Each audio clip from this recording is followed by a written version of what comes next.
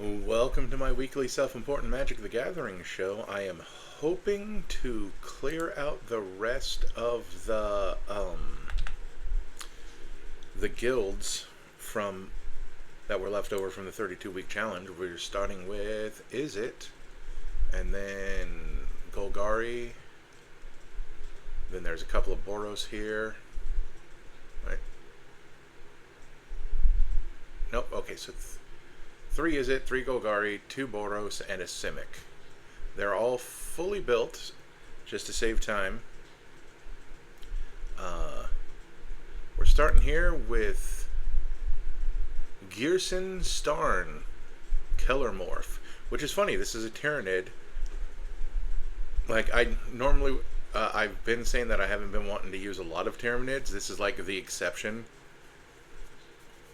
I still lament not getting the 40k decks, because I would have kept them together. I wouldn't have taken them apart. Those, and I think I said before that I would take apart the Doctor Who decks, but try to put them back together in a way that that suited me. Anyway, Ghyrson here is 1 a blue and a red for a 3/2 Tyrannid human. There's some Tyrannid lore that I don't understand or never learned. My Warhammer factions are Skaven and Orcs.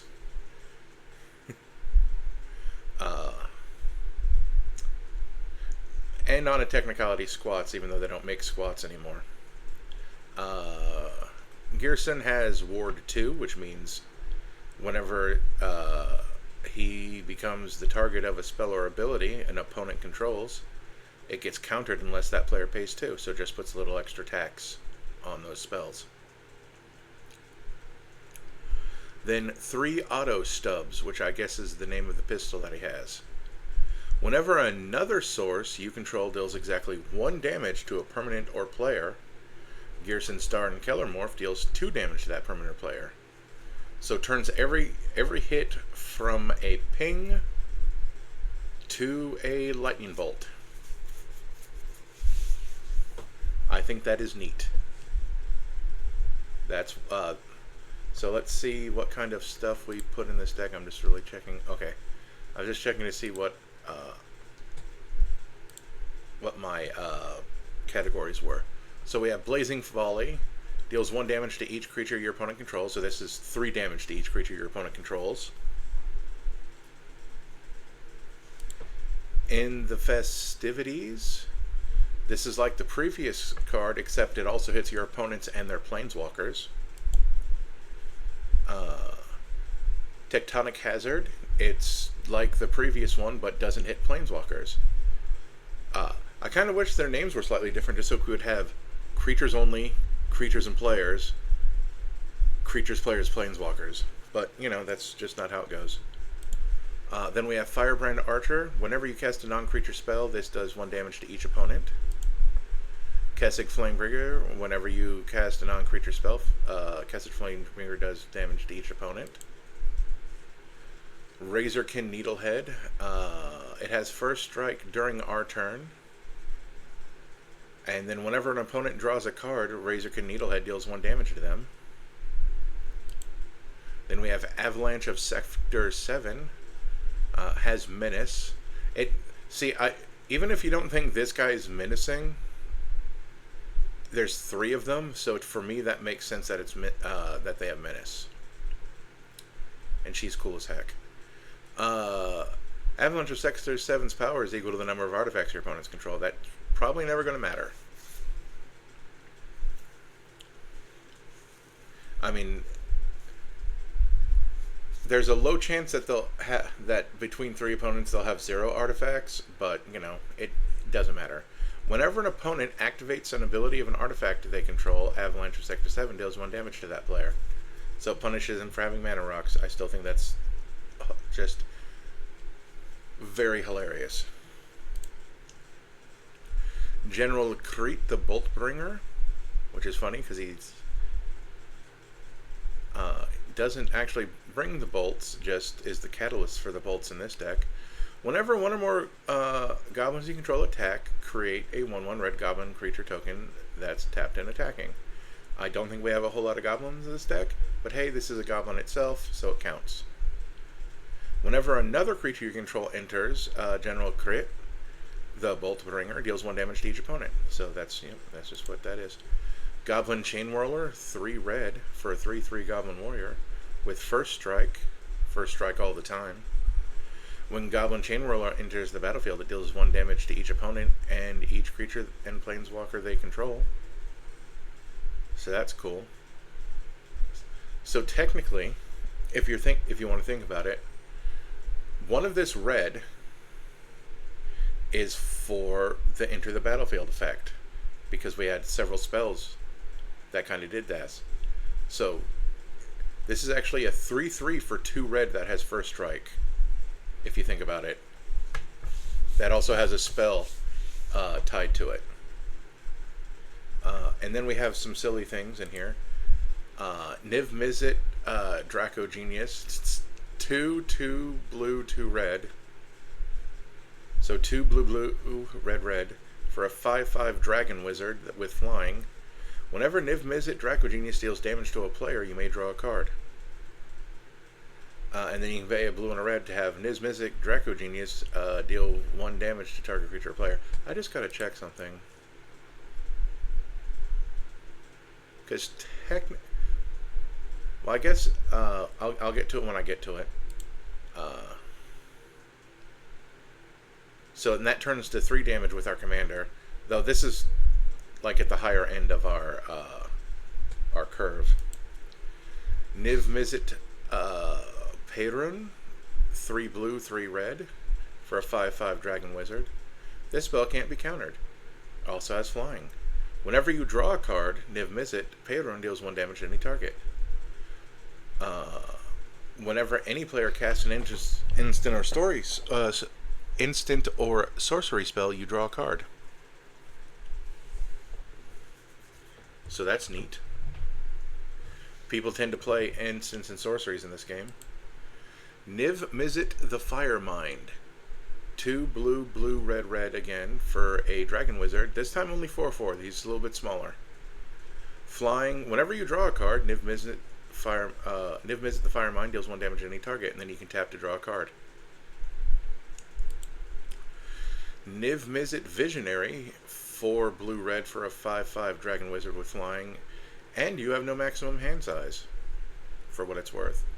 Whenever a source you control deals non-combat damage to an opponent, you draw that many cards. Now, the thing is, I believe it's this.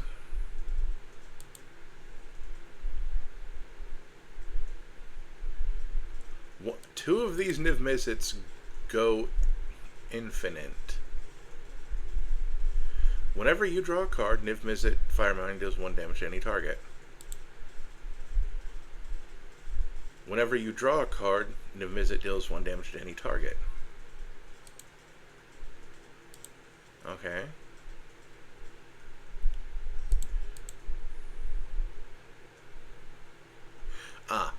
This Niv Mizzet, because whenever a source you control deals non-combat damage to an opponent, you draw that many cards.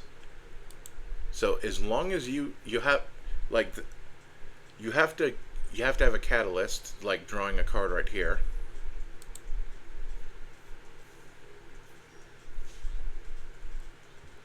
But yeah, that's, you just have to hope that your opponents die before you run out of cards.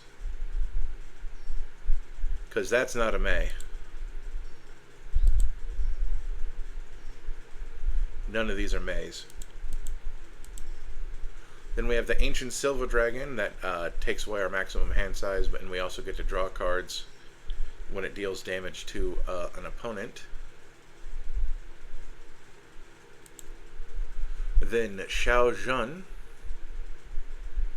has Leap Strike, as long as it's your turn, has flying and first strike. Neat. Then Rope Dart. Tap 2 untapped artifacts you control. Shaun deals 1 damage to each opponent.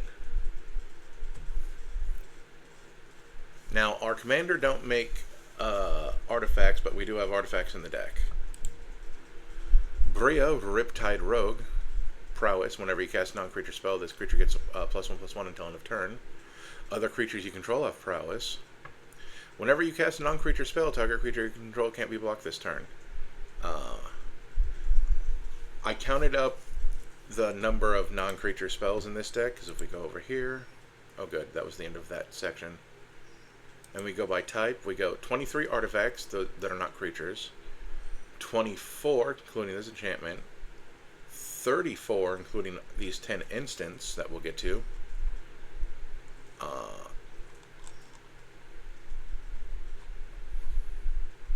40, including these 6 sorceries. Because we're on 23 total creatures and 37 lands. So I was like, oh, I'm casting a lot of non-creature spells. I can include the Bria Riptide Rogue and the Flame Breather and the Archer. I don't think I have anything else that cares about them. So like no... I think it's Shark Typhoon that cares about them. We'll go through our lands really quick. I think the lands are the same as in all 3 Izzet decks. We have the Arcane Lighthouse, which can take away Hexproof and Shroud from creatures your opponents control. Then... Oh, and then because it's a source we control, I put in Deserts.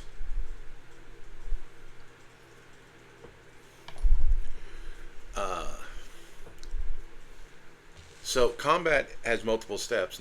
Desert deals 1 damage to target attacking creature. Activate only during the end of combat step. So there's the start of attacks where you declare attackers. Then you declare blockers. Then you deal damage. And then there's like end of combat. It's like we are leaving the combat step now. Let's go to card info.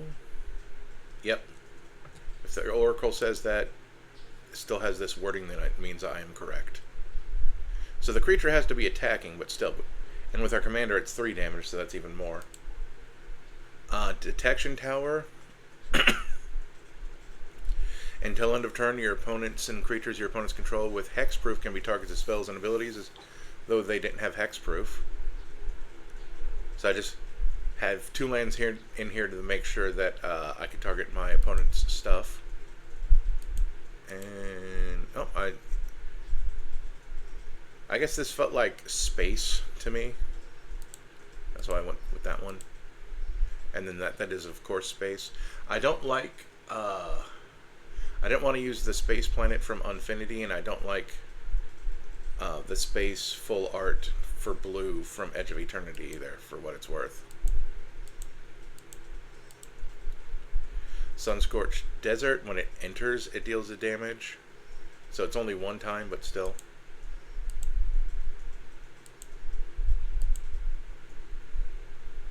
Shadow Spear to take away Hexproof and Indestructible. And then our usual, like, I kept in Mizium Mortars, even though it doesn't work with our commander, because 4 damage is in fact more than 3, so I felt it was fine. And then this is 2 or 5, and we always foretell this.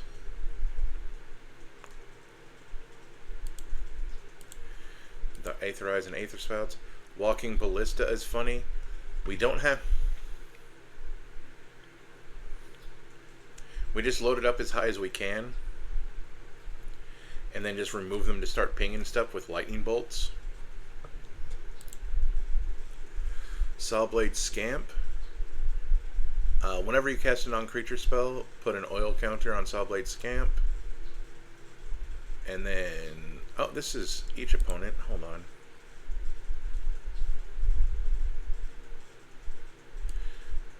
I'm going to move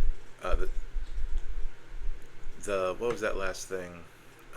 Thermal Alchemist is tap to deal 1 damage to each opponent, and then if you cast an instant or a sorcery spell, you can untap the Thermal Alchemist.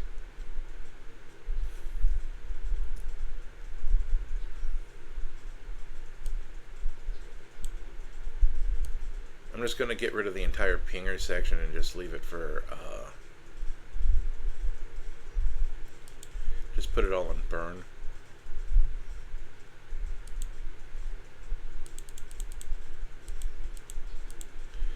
Okay, so then nothing. Oh, Nurok Stealth Suit because we're in blue. I like how it equips for 1, but you can pay 2 blue to equip it as an instant. Then the boots, the helms, the plates, the bit, propaganda, Whisper Silk Cloak, Hammer of Nizan. And then nothing surprising here in the ramp section. I ask as a question as if I wasn't the one. Oh, VV Orendier.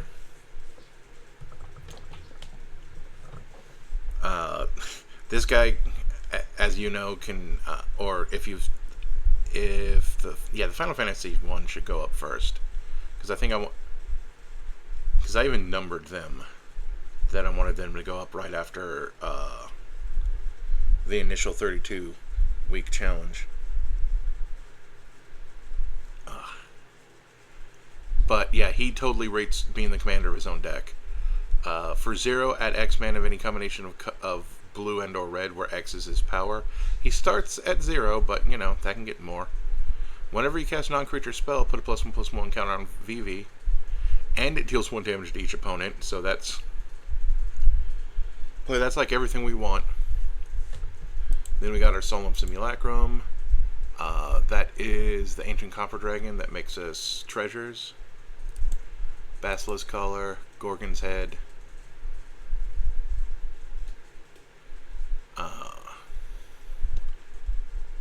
That way, if us turning a ping into a lightning bolt isn't enough, that's what those 2 things are for. Pongify, the Chaos versions. I'm checking something real quick. Nope, never mind. No, Chaos Warp is an instant. I wonder why I couldn't find it one time. Third Path Iconoclast also makes artifacts for that one other person to tap.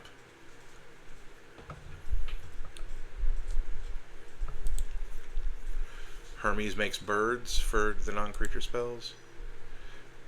She is expensive, but she is a flying 6/6 with Ward 3, pay 3 life. That is a big ask.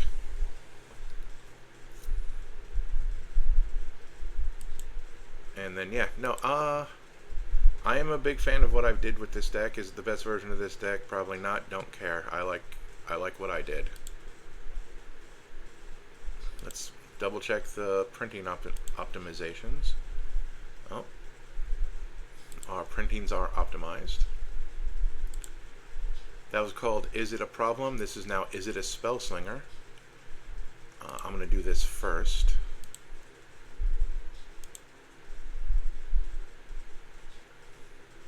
Oh. The 20 cards are the lands, so we can ignore that. Unselect. So we have Neera, Wild Mage. Oh, she is expensive. I forgot she costs 6. That's mildly interesting.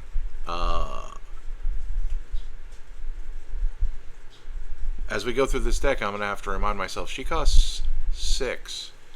Hopefully, there's a lot of ramp in this deck. That's all I'm going to say. Whenever you cast a spell, you may put it into the bottom of its owner's library. If you do, reveal the cards from the top of your library until you reveal a non-land card. You may cast that card without paying its mana cost. Put the rest at the bottom of your library in random order. This ability triggers only once each turn. So notice that it says cast up here, and then cast right there. So whenever you cast a spell, when you cast a spell, it doesn't matter if it resolves or not, you cast it. That's the important part. Whenever you cast your second spell each turn, this creature deals 1 damage to each opponent. Whenever a player casts their second spell each turn, this creature deals 2 damage to target opponent. Whenever you cast your second spell each turn, deals 2 damage to target creature or player, which is also just any target. Whenever you cast your second spell each turn, this deals 2 damage to target opponent, and you get to scry 1.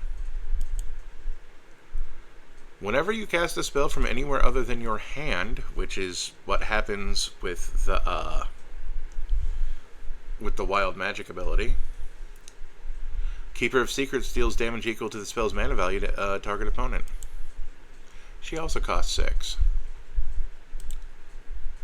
Flaming Tyrannosaurus costs 7.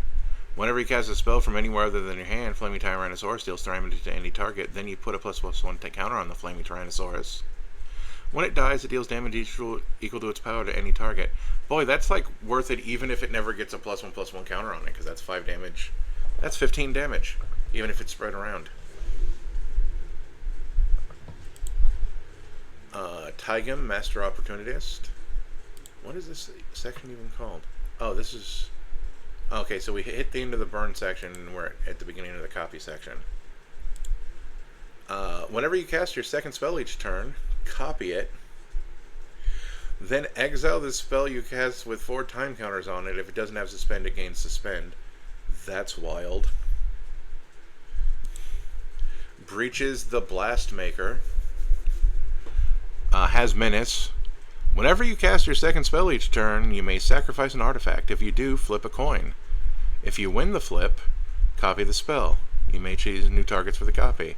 If you lose the flip, Breaches the Blast Maker deals damage equal to that spell's mana value to any target. Stellarly Wildcard. Whenever you cast... Hold on. Foot itches. Whenever you cast your second spell each turn, exile the top card of your library.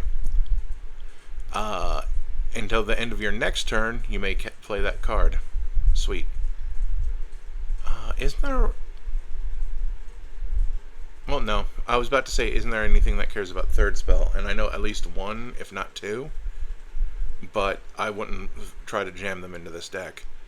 Copy target instance of sorcery spell you control. You may choose new targets for the copy. Activate only if you cast 3 or more spells this turn. Well, she cares about it. Sort of. Mizzix's Replica Rider. Whenever you cast a spell from anywhere other than your hand, you may pay 1 and either blue or red. If you do, copy that spell, and you may choose new targets for the copy. If the copy is a permanent, it gains haste, and at the beginning of your next end step, sacrifice this permanent. The 12th Doctor. The first spell you cast from anywhere other than your hand each turn has Demonstrate. When you cast a spell with Demonstrate, you may copy it. If you do, choose an opponent who also copies it. Copies of a permanent spell become a token. Whenever you copy a spell, put a +1/+1 counter on the 12th Doctor. Storm of Saruman also costs 6, and it has Ward 3, and it's an enchantment. Whenever you cast your second spell each turn, copy it, except if the copy isn't legendary. You may choose new targets for the copy. Copies of a permanent become a token. Tomb of Horrors Adventurer. Whenever Tomb of Horrors Adventurer enters the battlefield, you take the initiative. Everybody's favorite mechanic. Whenever you cast your second spell each turn, she also costs 6, by the way. Copy it. If you completed a dungeon, copy the spell twice instead. Choose new targets for the copy. Razzle Dazzler. Whenever you cast your second spell each turn, put a +1/+1 counter on Razzle Dazzler, and Razzle Dazzler cannot be blocked this turn. Thunder Drake. Whenever you cast your second spell each turn, put a +1/+1 counter on Thunder Drake. It has flying. Whenever you cast your second spell each turn, put a +1/+1 counter on this creature, the Ilvoy Operative. Then Uthros Psionicist. The second spell you cast each turn costs 2 less to cast. That's handy.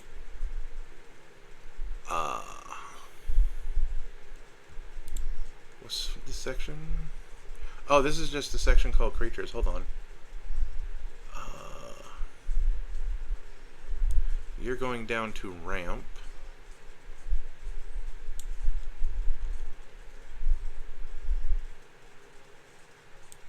to go into counters. This is, we don't have their partner in it because their partner is a white creature. When you cast your second spell each turn, draw a card, so that goes down here into draw. And then you may look at the top card of your library at any time. You may cast artifact spells from the top of your library. That's probably not going to matter a whole lot. And then artifacts you control have... Oh, this... You know what? That's coming out. That's going to get replaced by something eventually. It's like, I don't have that many artifacts in this deck, I don't think. And the adding mana to cast spells from anywhere than my hand doesn't really do anything. Because we're not doing impulsive draw. We're doing like a weird cascade variant. Ledger Shredder says, whenever a player casts their second spell each turn, Ledger Shredder connives. That's where you draw a card and then discard a card. And then if the card you discarded was not a land card, Ledger Shredder gets a +1/+1 counter. Malcolm the Eyes, flying in haste, which is always nice. Whenever you cast your second spell each turn, Investigate, which creates a token that you can pay to, and I believe you have to tap it, but I actually no, I don't think you do. Anyway, it lets you draw a card. Jorien, Ruin Diver. Whenever you cast your second spell each turn, draw a card. And there's that guy again. Equilibrium Adept. When this creature enters, exile the top card of your library. Until the end of your next turn, you may play that card. Whenever you cast your second spell each turn, this creature gains double strike until end of turn. That's actually probably not all that interesting. So let's take you out of the deck. Sometimes I just put stuff in the deck without fully reading it. Yeah, you're not very interesting. So we're at 98, so we'll have to put stuff back in here. Whenever you cast your second spell each turn, put a +1/+1 counter on Chrome, Violent Cacophony, then draw a card. Neat.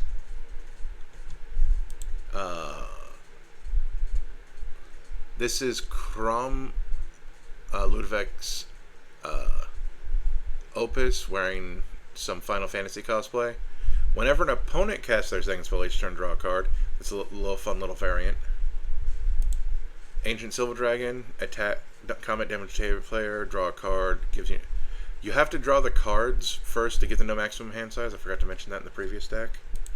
Incursion Specialist, whenever you cast your second spell each turn, this thing gets +2/+0 until end of turn, and can't be blocked that turn. So that's neat, better than double strike, tell you that much. And then, oh yeah, I didn't. The removal of hexproof lands got replaced in this.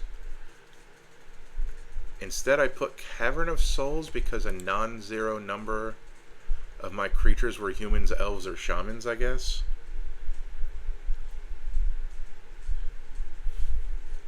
And it just adds mana from of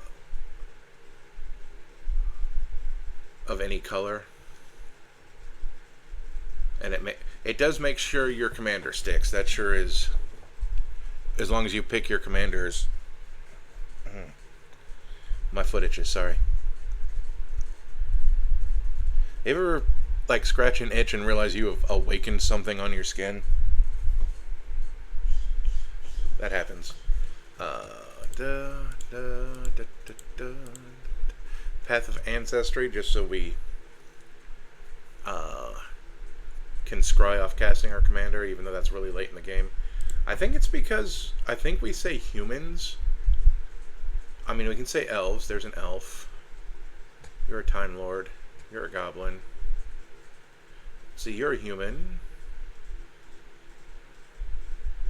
You're a human.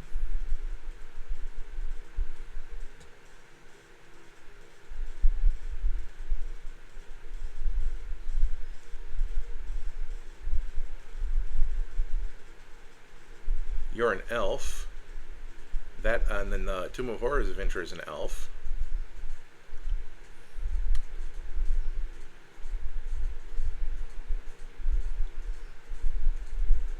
So I don't know what I would... Oh, we have, let's see, what is that?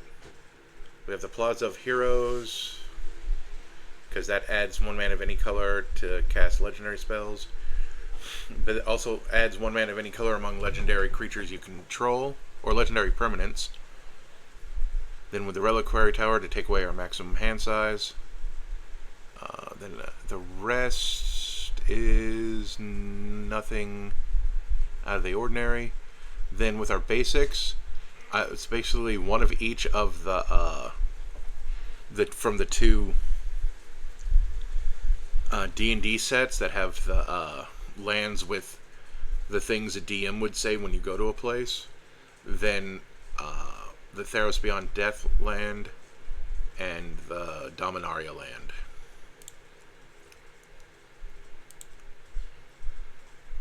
Whenever a player casts their second spell each turn, Proliferate. This is just a silly 7/5 that I put in the deck. It sparks joy to put it in this deck because I've removed it from so many other decks.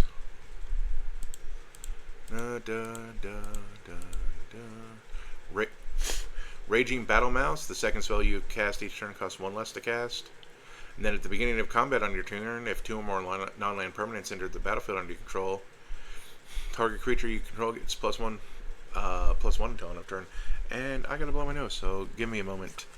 Enjoy the silence.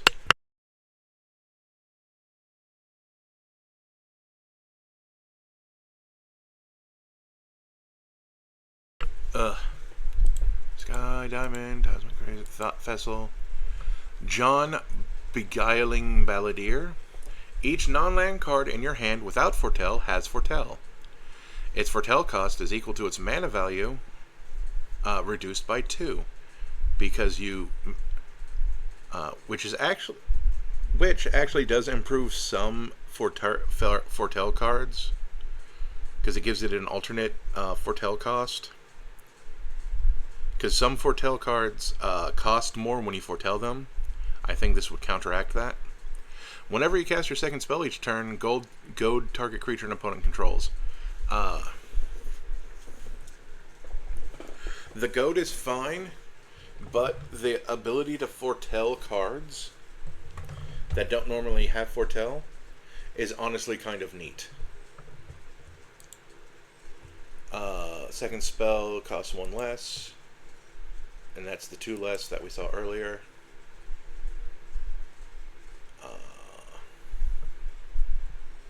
I'm going to move here from this section to card draw, because when you cast a spell, create a token, a non-legendary token copy of it, and then it has a mana ability only for artifacts and abilities of artifacts.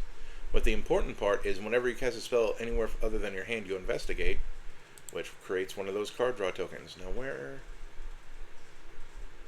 is that? You go here. We'll put you in the card draw section. And then it's Solemn Simulacrum and the Ancient Copper Dragon again. We'll just click on this. Man, this is great art. Oh, I'm going to sneeze.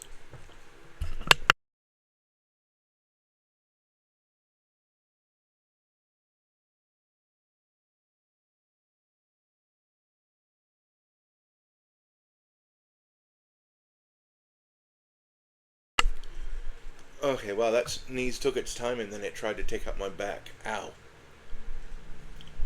We have Pongify, Rapid Hybridization, Shadow Bear, Band Bear, Rad Bear, Burbadur. Oh, Captain Ripley Vance. So I did put the third spell just as kind of something aspirational. And I actually think I know what 2 other cards I want to put in this deck, even though one of them is a character I don't like. Whenever you cast your third spell each turn, put a +1/+1 counter on Captain Ripley Vance, then it deals damage equal to its power to any target. This is clearly aspirational. Don't know if we'll ever get to it, but hey.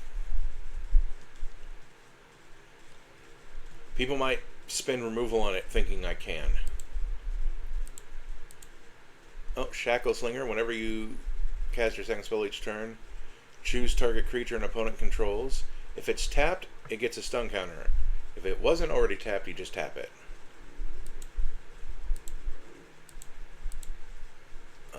Oh, Brimstone Roundup. Whenever you cast your second spell each turn, create a mercenary. And mercenaries that has tapped target creature you control gets +1/+0 till end of turn. Activate as a sorcery. Oh, we must be in the token section because I'm like, that's not removal. Oh, and then you can plot it, which means you may pay this cost instead of this cost to put it into exile. And then you cast as a sorcery on a later turn without paying its mana cost. You plot as a sorcery. It's like, this thing costs more to plot, but basically what you're doing is that you're setting up casting multiple spells a turn. Corey Steelcutter. Equip creature has +1/+1 and trample and haste. That is really good. Whenever you cast your second spell each turn, you get a 1/1 white monk creature token with prowess. You may attach this equipment to it. That's neat. The Lost and the Darned. Whenever a land enters the battlefield under your control from anywhere other than your hand, or, okay, hold on, dirt in my eye, or you cast a spell from anywhere other than your hand to create a 3/3 red spawn creature token.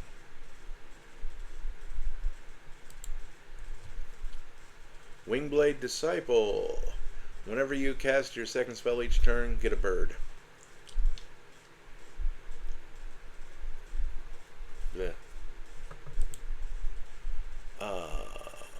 Battle Cry. Whenever this creature attacks, other attacking creatures get +1/+0 till end of turn. Nice. Whenever you cast a spell from anywhere other than your hand, you get a 2/2 red alien warrior creature token. Saruman the White. Whenever you cast your second spell each turn, amass Orcs 2. That's create a 0/0 Orc army creature token and put 2/++1 counters on it.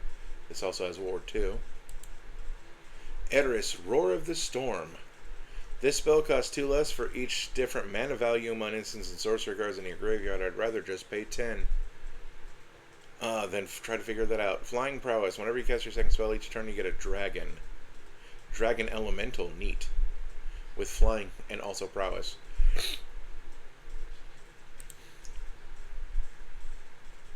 Yeah.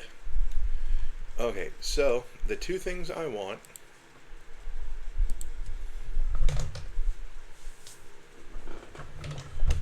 are, there's a version of Fibblethip that says you may look at the top card of your library at any time. The top card of your library is plot. The plot is equal to its mana cost. You may plot non-land cards from the top of your library. I'm going to manually pick out the least expensive version, so I don't have to do that that thing. And then I don't like Jace, but there's, oh, this will make it faster. Order CMC. There's a version of Jace that fits in this deck, and it's Jace Reawakened. You can't cast this spell during your first, second, or third turn of the game, so you got to wait till your fourth turn. And he costs blue. +1, draw a card, discard a card. I don't like discarding, but you know, if you got to do what you got to do sometimes. But also a different +1. You may exile a non-land card with mana value 3 or less from your hand. If you do, it becomes plotted. That's why he goes in the deck. And then this -6 that don't matter. Until end of turn, whenever you cast a spell, copy it. You may choose new card targets for the copy. I mean, if we get it, we get it. If we don't, I don't care. Oh. There we go. 179 looks like the least expensive version. Add 1. Oops. That puts us back up as at 100.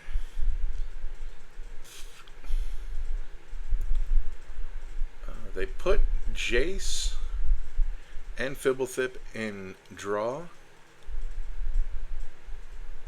That's fine. So I'm glad I think that's another reason why I like doing this show is I get to look through my decks, even ones I've already built, and go, oh, I don't actually want these cards in this deck. Let's find something else. Notice also that I don't have any protection. In fact, I don't have any artifact spells outside of my ramp. That's mildly amusing. Right? None of those. None of those. None of that.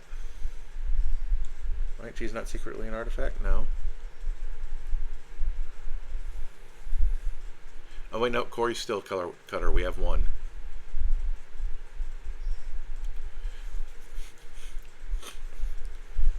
So, yeah, that one part of Osgood just doesn't matter. So that was that. I like that deck a lot. And what I do like is that the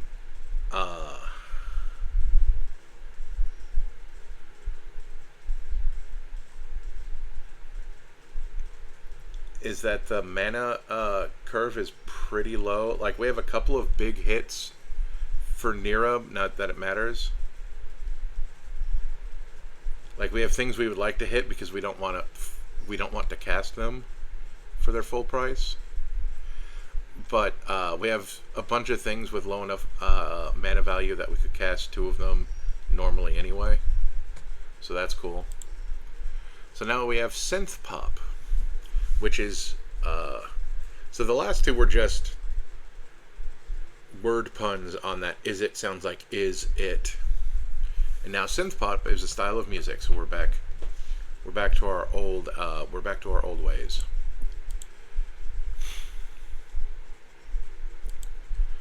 So what do we got here? We got Shaun, Father of Synths. 3 blue-red for a 3/4 human scientist. Whenever you attack, so you don't have to attack with this guy, you just have to attack, you may create a tapped and attacking token that's a copy of target attacking legendary creature you control other than Shaun. So, like, attacking with Shaun, waste of your time anyway. Except it's not legendary, and it's a synth artifact creature in addition to its other types. When Shaun leaves play the battlefield, exile all synth tokens you control. So hopefully we have... okay, good. We have a very robust protection section to keep Shaun alive. We have Mirror Box, where some of it won't matter. The legend rule doesn't apply to permanency control. That probably will never matter. Each legendary creature you control gets +1/+1. Sweet. Each non-token creature you control gets +1/+1 for each other creature you control with the same name as that creature. That's kind of why it's in the deck.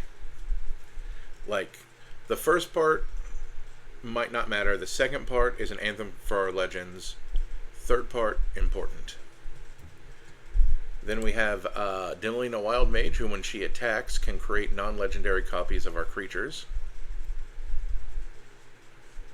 Which might matter with Mirror Box, for the record. And then we can either get 1 or more than 1, depending on how well we roll a dice. Helm of the Host to make non-legendary copies of our legendary creatures. Sakashima of 1,000 Faces to also gets rid of the legend rule for us. And Sakashima can come into play as the copy of another creature you control, except it has this ability.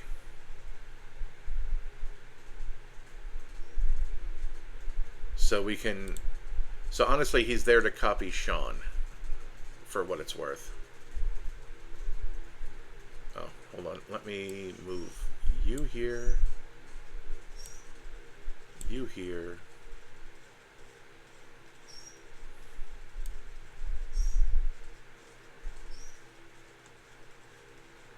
You down there. What do you even do? I guess we're going to put you there.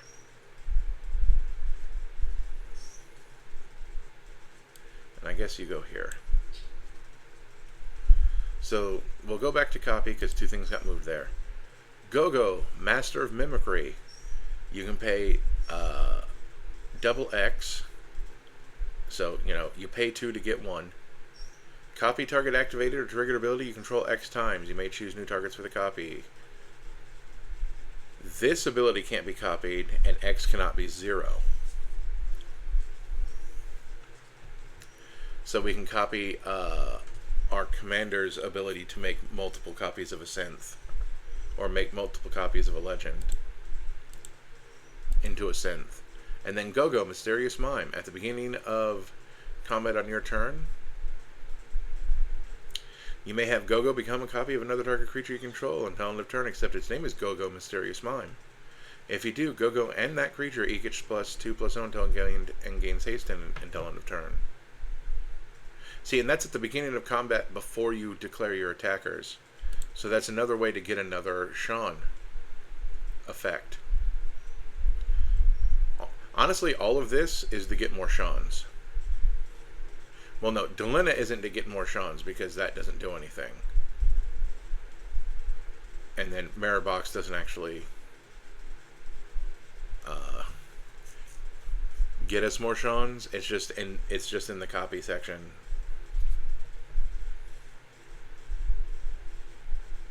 Why is this in the middle section? I'm gonna put you in protection. Anyway, so now we have the reality chip, which lets us play lands and draw cards off the top of our library if it's attached to a creature. This has us draw a card whenever we cast an historic spell. When Ultimacia enters, tap all creatures your opponents control, and then whenever a creature you control deals combat damage to a player, draw a card. She costs 6, so hopefully you have a lot of stuff. And the card draw is less important than trundling in for damage. Then we have Bria again, because if I go here, we go 25, 26, 36,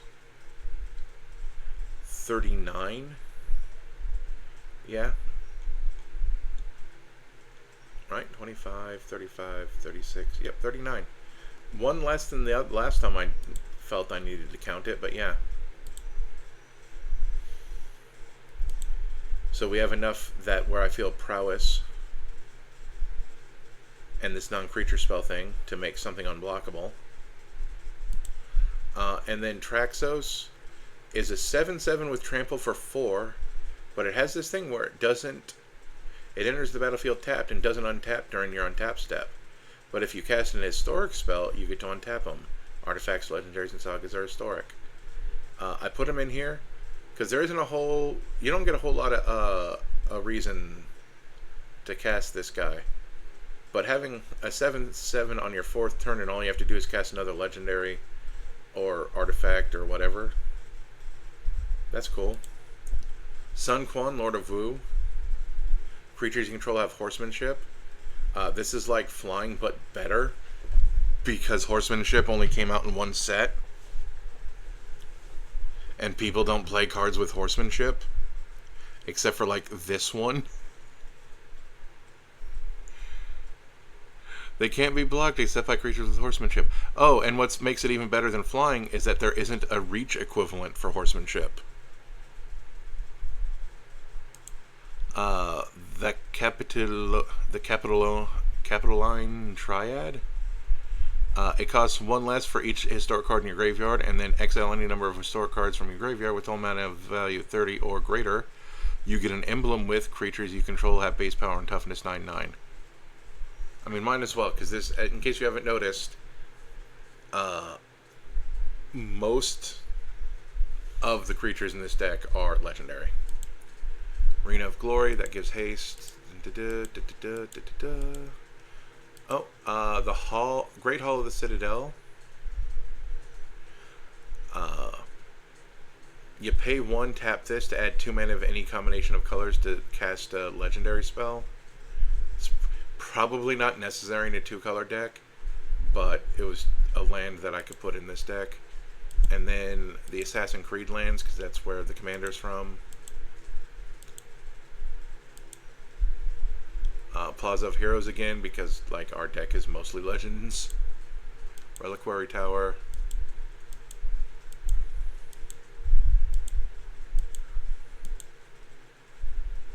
Jeez, even Volatile Fjord's in here. The Shadow Spear.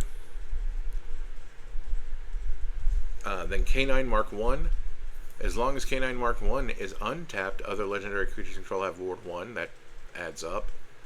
And then you can pay 1 blue tap and target legendary creature can't be blocked this turn. Ward 2 is an assassin, can't be blocked. Lightning Graves, Mare Shield, that suit again. Oh, that suit gives Shroud, because I don't think I said that out loud. Propaganda. The Cloak. Sharik's Raising Isle. Spells your opponents cast that target char it's raising now. It costs 2 more to cast. And then pay 3 and it gets plus X minus X until end of turn, where that's the number of islands you control. But none of that's important. What's important is that it's a 0/17. So it blocks on the ground forever. That's the important part. Hammer of Nizan, Soul Ring, Arksig. Nothing out of the ordinary there. Oh, Bilbo Retired Burglar. When he enters the or leaves the battlefield, the ring tempts you. It's probably only ever going to tempt you once, which is fine because that'll give him Skulk, so that he can only be blocked by things with power 1. Whenever he deals combat damage to a player, get a treasure token. I like having a reason to put him into a deck. Whenever you cast a historic spell, you get a treasure token once a turn, and then you can sacrifice treasure to code stuff. Our good friend Vivi again, because we do have a lot of non-creature spells. You may look at the top card of your library at any time. You may play historic lands and cast historic spells from the top of your library, and then it also taps for blue. Jorah's Familiar makes historic spells cost 1 less. There's the Simulacrum. So, like right here in this section was the creatures that are not legendary. Then Pongi, ba ba ba. Yep. All of this stuff. Nothing out of the ordinary there. Oh, now we have Surtur, Fiery Jotun. Or Jotun. A 5/5 with 5/5 for 5 with trample, and whenever you cast a historic spell, Surtur lightning bolts something. Drakuseth, Maw of Flames. When he attacks, he deals 4 damage to one thing, 3 damage to another thing, and then 3 damage to another thing. Fun. Broodclad. Telcor Engineer. Creature tokens you control have haste, which that part doesn't exactly matter for this deck. But at the beginning of combat on your turn, you get a 2/1 blue Phyrexian Mirror artifact creature token. Then you may choose a token you control, and then each other token you control becomes a copy of that token. So like if you have one creature that you want more copies of. Oh, and then we have good old Okiva to create stuff off of our non-creature spells. Eorith of the Healing House to either untap a creature or untap 2 legendaries, because you never know when that's going to be important. And that's the end of that. I'm going to double check this.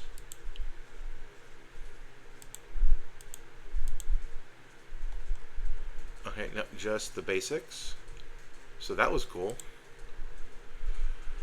Now we're on to Golgari. Dark Heart of the Woods is the name of a card.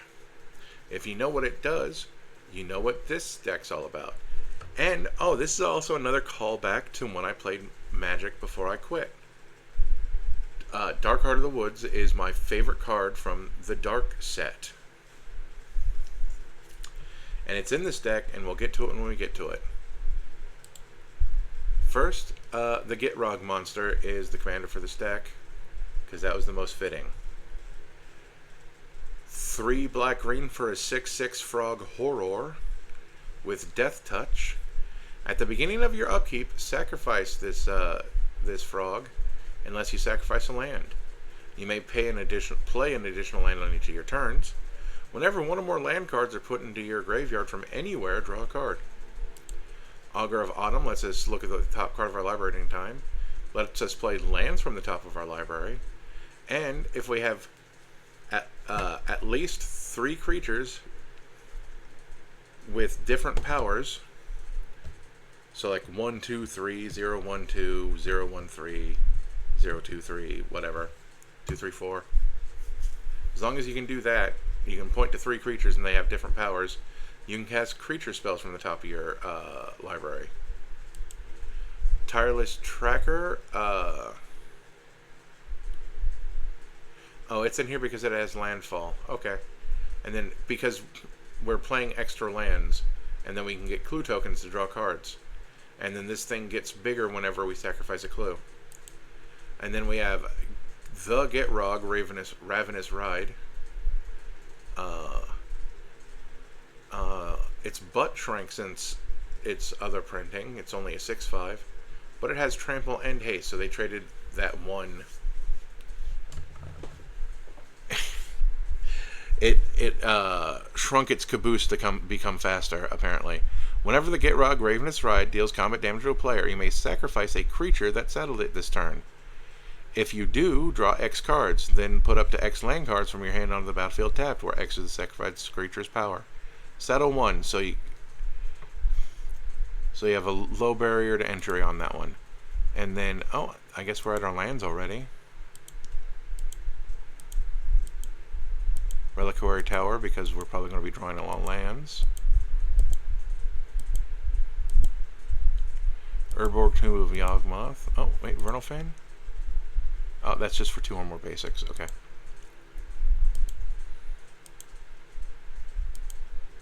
And then Yavimaya, just to make sure we're fully mana fixed. Changing how I am sitting. There we go. Iridescent Vine Lasher has Offspring 2, which is interesting. That it's more expensive to create the baby than it is to cast the original spell. But I guess that's fitting to reality, isn't it? It has whenever a land enters the battlefield under your control, it deals 1 damage to target opponent. And then whenever a land enters the battlefield under your control, you may pay 1 in a green if this guy's attached to a creature you control. If you do, you create a token that's a copy of that creature. If you don't create a token this way, so if it's not attached to anything, or you choose not to pay even if it is, you just get an insect. Retreat to Hagra. Whenever a land enters the battlefield under your control, you either give +1/+0 to target creature, that also gets Death Touch, which is neat, or each opponent loses life and you gain a life. Green Sleeves. From the original Magic the Gathering books, when they were doing novels with original stories not based on a Magic set. She appears in the 2nd, 3rd, and 4th book because that was a trilogy. The first book was standalone. The first book, Arena, is my favorite. That's the one that gives us Garth One-Eye, who has his own card in rainbow colors. I don't know if I showed off his deck on the Rainbow Day.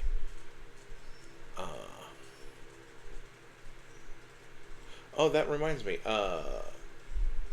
Nope, never mind. It's not important now, but I realized that when I get to the end of the list over here,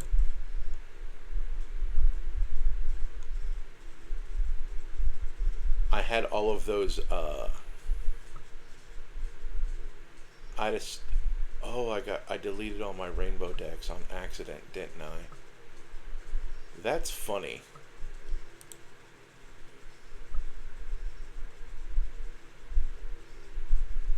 Oh, boy. That's funny and unfortunate. Whoops.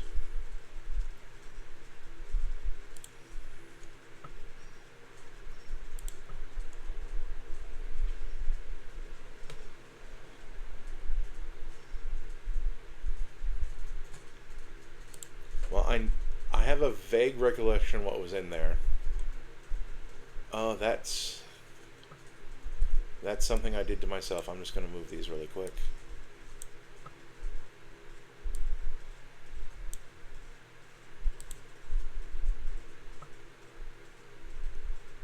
And if I go up here, there shouldn't be anything with 3 colors.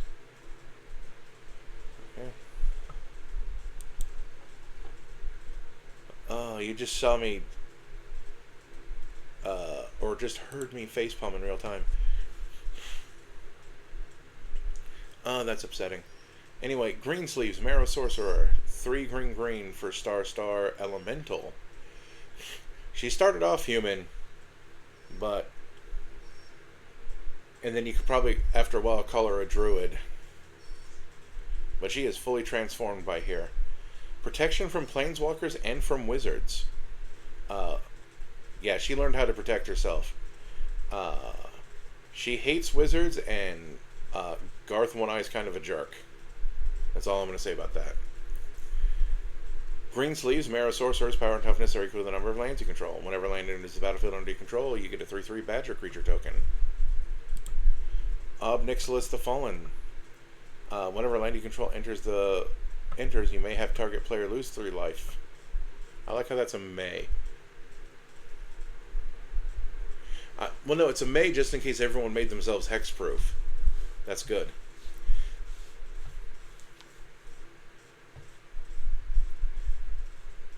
If you do, put 3+1/+1 counters on Ob Nixilis. Rampaging Balefs makes 4/4 beasts on landfall. Zeron Orb, sacrifice a land to gain 2 life. Dark Heart of the Woods.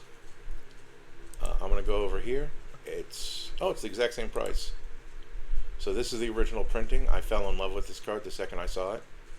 You may sacrifice a forest to gain 3 life. Counts both as a black card and a green card because they had to say that back in the day. Because gold cards were new. Lightning Greaves, Mare Shield, Swiftfoot Boots, Champ Helm, Dipper. Oh, I actually have my protection section is very small this time.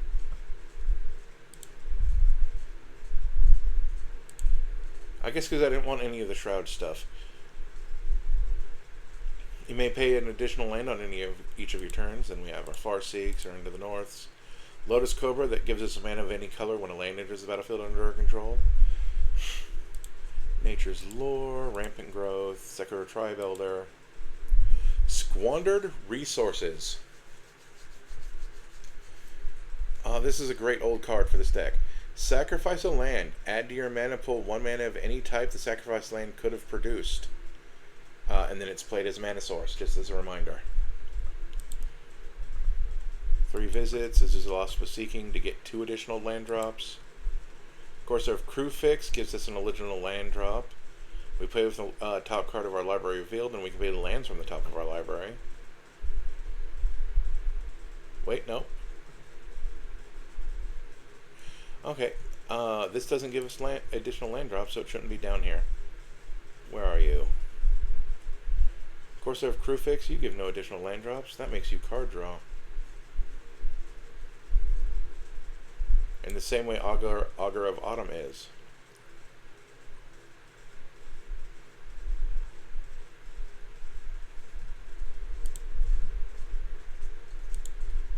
Dryad of Elysian Grove mana fixes all of our lands, and then play additional lands on our turn. Harrow, we sacrifice a land to get 2 more lands into play. Loot gives us an extra land drop, but also has this ability where we can look at the top 6 cards of our library to reveal a creature card with mana value less than or equal to the number of lands you control, and put that directly onto the battlefield. Rolling Regrowth. Both this and Harrow can only grab basics, and the difference is that Harrow brings them into play untapped. This one brings them into play tapped. This is Rolling Regrowth on a creature. Tireless Provisioner gives us a food or a treasure on landfall. Wayward Swordtooth gives us the original land drops. And then We can ascend, which means if we have 10 permanents, we get the city's blessing for the rest of the game. And it can't attack or block unless we get the city's blessing. Crypt Gas gives us double swamp mana. Oracle of Moldiah gives us an additional land drop. Plays with the top card revealed. This is what I was thinking with the Corsair of Crufix. This is the better one. Scape Shift.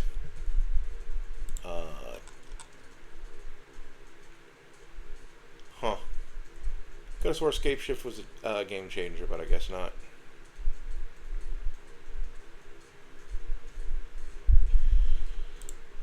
Although there was a faster way to check, because it would put the information right here, and I forgot about that. Sacrifice any number of lands. Search your library for that many land cards and put them in the play tapped, then shuffle your library. Ashaya turns all of our creatures into forests. They're still the thing that they were before, but they are also forest lands now. Turns them all into Arbor Dryads. Which is important for our commander, because that's funny. Because now we can sacrifice creatures and still get them. Perilous Forays. I've never even heard this card. Oh, sacrifice a creature, search your library for a land card with a basic land type. And put it on the battlefield, tap, then shuffle. That's cool. See, it says basic land type, so it doesn't have to be basic land, it just has to have the land type. Double our swamp production, and also has a mana sink for that. Bloodghast, can't block, has haste as long as an opponent has 10 or less life, and whenever a land you control enters, if this is in your graveyard, you can return it to the battlefield. Crucible of Worlds to play from the discard pile. Remnant Excavator to play from the discard pile. Conduit of Worlds to play lands from our discard piles. And maybe we'll cast a permanent spell from our discard pile. But you can't cast a spell from anywhere else. If you haven't cast a spell this turn, that's how you get to do it from there. Palace Siege to get creatures back from our graveyard, or make opponents lose life. Play lands from the graveyard. Play lands from the graveyard and double landfall triggers. Creatures from the graveyard and makes our opponents sacrifice creatures. Destroys artifacts and enchantments and gives us a bunch of dumb creatures. Assassin's Trophy, Go for the Throw, Terror Asunder, Beast Within, Atomize, Baleful Mastery, Drag of the Roots, Mortality Spear, Titania, Protector of Argoth. When it enters the battlefield, return target land card from the graveyard to the battlefield. Whenever a land you control is put into the graveyard from the battlefield, you make a 5/3 elemental. Elvish Reclaimer gets +2/+2 as long as there are 3 or more land cards in your graveyard. Then you can sacrifice a land to search your library for a land. That's neat. Exped land or Expedition Map, because that's how we get because we're probably searching for Urberg or Yavimaya, whichever we feel is more important. Now, did I do anything to this deck? No, I did not. Okay, I did not take cards out.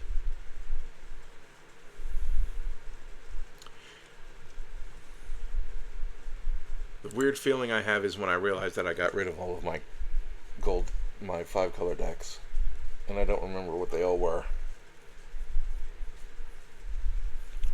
I'll have to go to past episodes to know what ones I already made.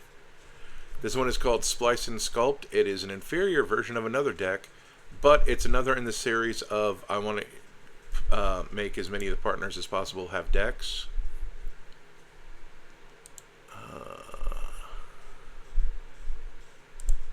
I'm just opening up another thing.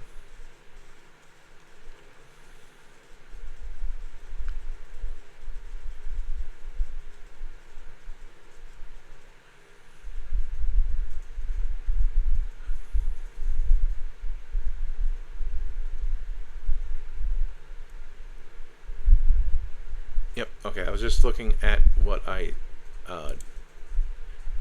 because I have a list of the partners I haven't done, and I was just making sure these guys weren't on it. So we start here with Keskit the Flesh Sculptor. He's a Phyrexian.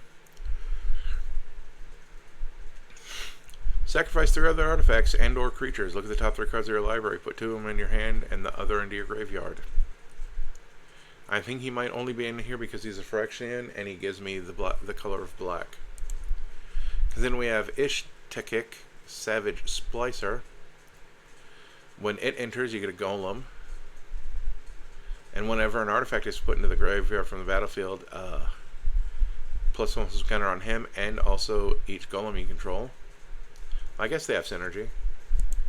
Lifecraft Engine makes all of our things golems, because that's the thing I would choose. And then they all get +1/+1.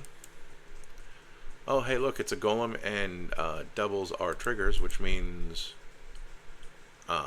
we would get 2 golems here, because we pick Artificer with or human. Wait, is he still human? Hold on, card info.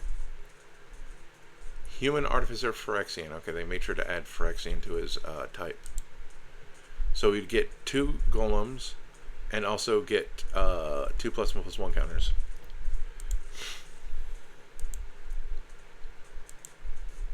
Dialect Mimic to make sure all of our golems come into play with +1/+1 counters.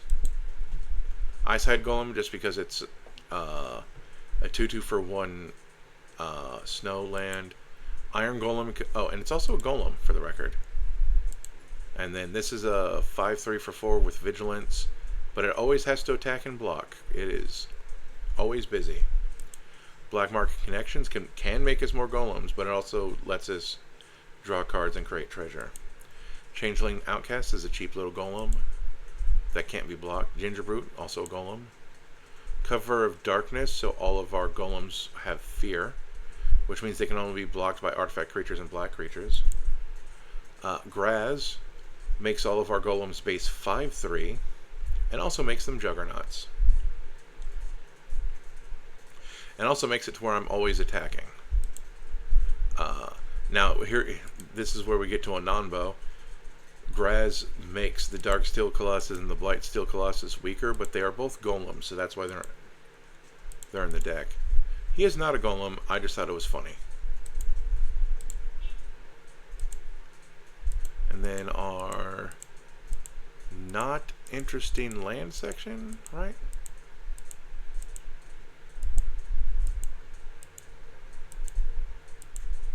That is correct. Shadow Spear, Mare Shield, Boots, Helm, Plate, Coat. Nope. Platinum Empyrean is a golem. Our life total can't change.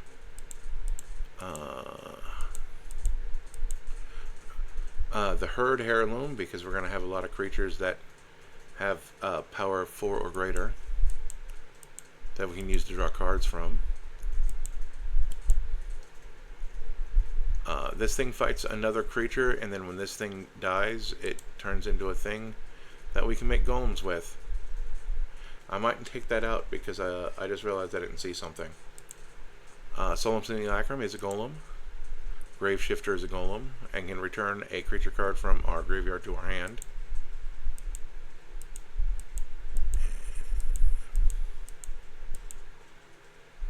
Oh, Armix Filigree Thrasher is also a golem. And then when it attacks, we can discard a card. If we do, target creature defending player controls gets -X/-X in the turn. Where X is the number of artifacts we control plus the number of artifacts in our graveyard.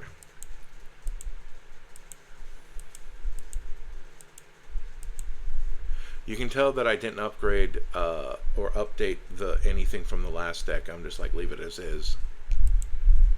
Meteor Golem is a golem. Birthing Boughs can make us more golems, though it's more expensive than a certain other card. This gives us a golem, and he's a human artificer.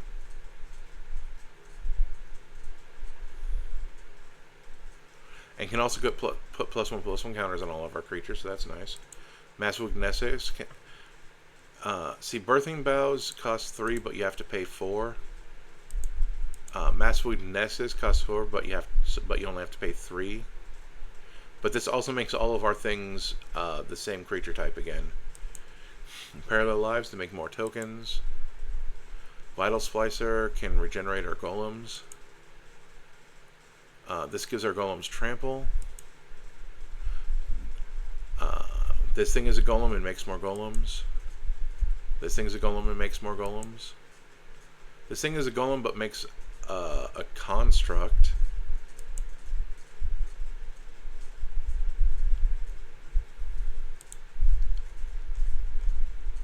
And we are at 100. And oh, did I already forget the things I wanted to put in here anyway?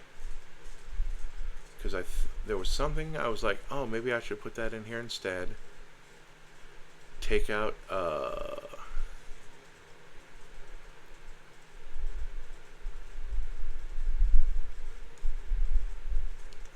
Graz and put in something else, and I already forgot what it was.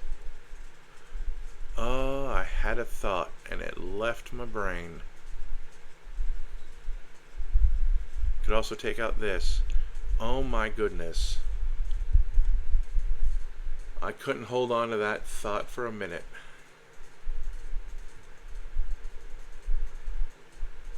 Ah, no, I remember. It was back up here in the draw section. Okay, so the Golden Guardian can go away.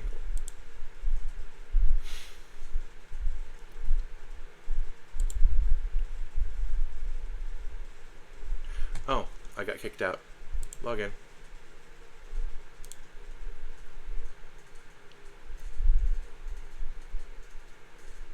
Get rid of the Golden Guardian.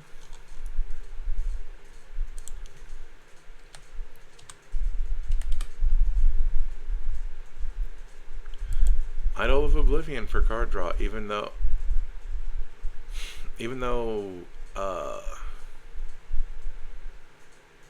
I say that, but how often am I actually making tokens?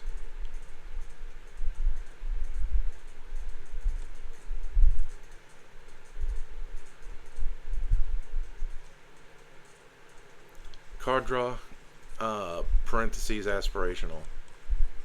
And then we did get to the end, right? Yeah.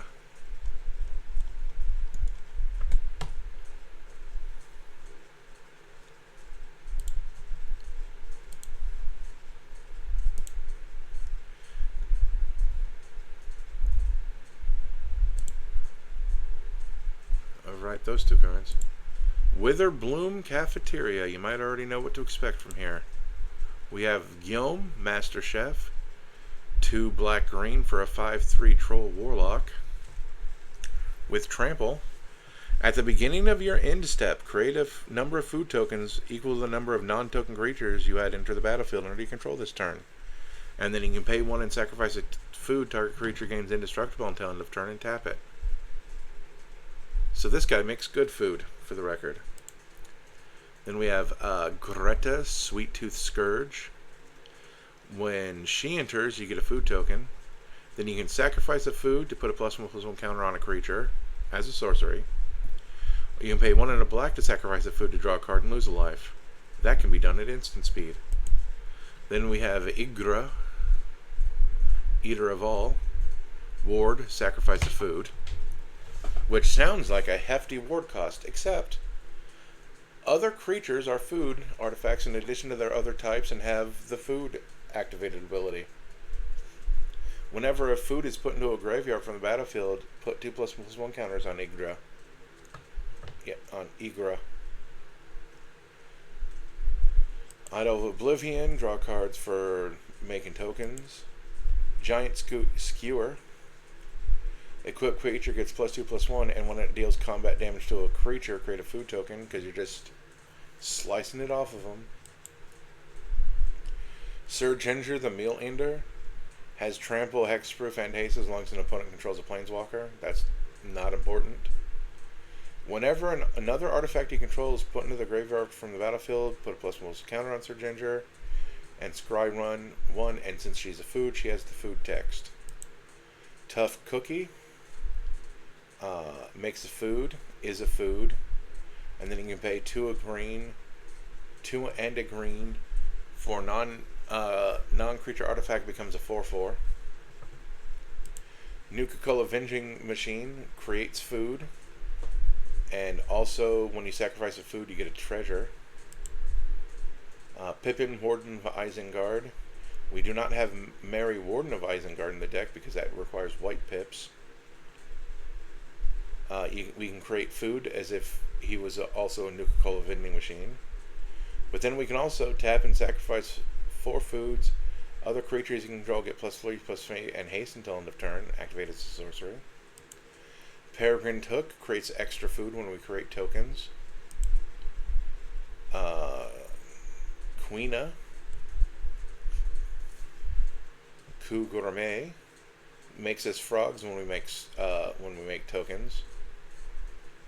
And then we can sacrifice a frog to give her +1/+1 counters. Savvy Hunter, whenever they attack or block, we get a food. And then we can sacrifice two foods to draw a card. That reminds me, I missed something here. Sacrifice 3 foods, draw a card. So better return on this one for foods. Galadriel, the Gift Giver.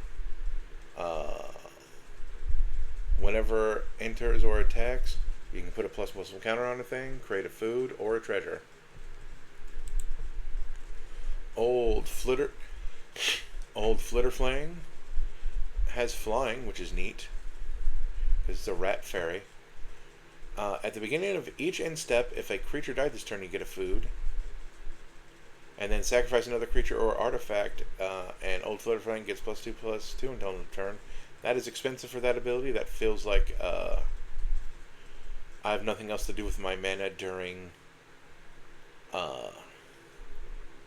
draft kind of thing.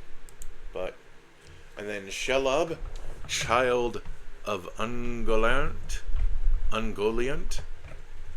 Death Touch worth 2, 8/8 for 6. Other spiders you control have Death Touch and Ward 2. There are no other spiders in this deck. Whenever another creature dealt damage this turn by a spider you control dies, create a token that's a copy of that creature except it's a food. And loses all other card types. So you get like the static and activated abilities of it, but it's a food with the food text. Nadier's Nightblade. Whenever a token you control leaves the battlefield, each opponent loses life and you gain a life. Rapacious Guest has Menace. And whenever one or more creatures you control deal combat damage to a player, you get a food. And whenever you sacrifice food, she gets a +1/+1 counter. And then when she leaves, target opponent loses life equal to its power. Gluttonous Troll. When it enters the battlefield, create a number of food tokens equal to the number of opponents you have. And then you can pay 1 in a green and sacrifice another non-land permanent to give it +2/+2 until end of turn. It has Trample. Insatiable Frugivore. When it enters, create a food. And then you may exile 3 cards from your graveyard to get another food. And then you can pay a lot of money, sacrifice X foods, and all creatures you control get +X/+0 until endgame and it's still on turn, so that's probably worth it. Workwood Backs. Whenever you create or sacrifice a token, each opponent loses a life. Feasting Troll King. Vigilance Trample 7/6 for a lot of green pips. When it enters the battlefield, if you cast it from your hand, you get 3 food, and then you can sacrifice 3 food to bring it back from the graveyard to the battlefield. Only on your turn, so you can't surprise anyone with that. And then we go through the land, and I don't think... No, there's going to be one thing worth stopping to mention. The Shire. It comes into play tapped unless you control a legendary creature. It taps to add green, or you can pay 1 a green, tap it, and a creature you control to create a food.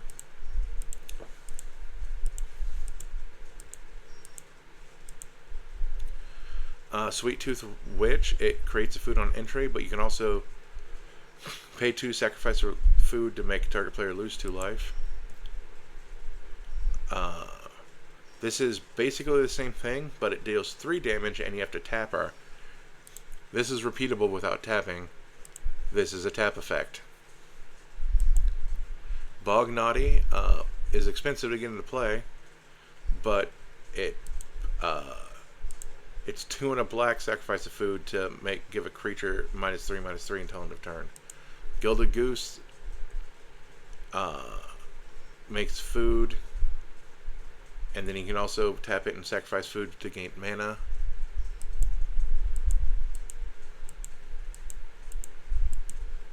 Where's that Herd Heirloom again? Knight of Sweet's Revenge. When it enters, you get a food, and then foods you control tap for green.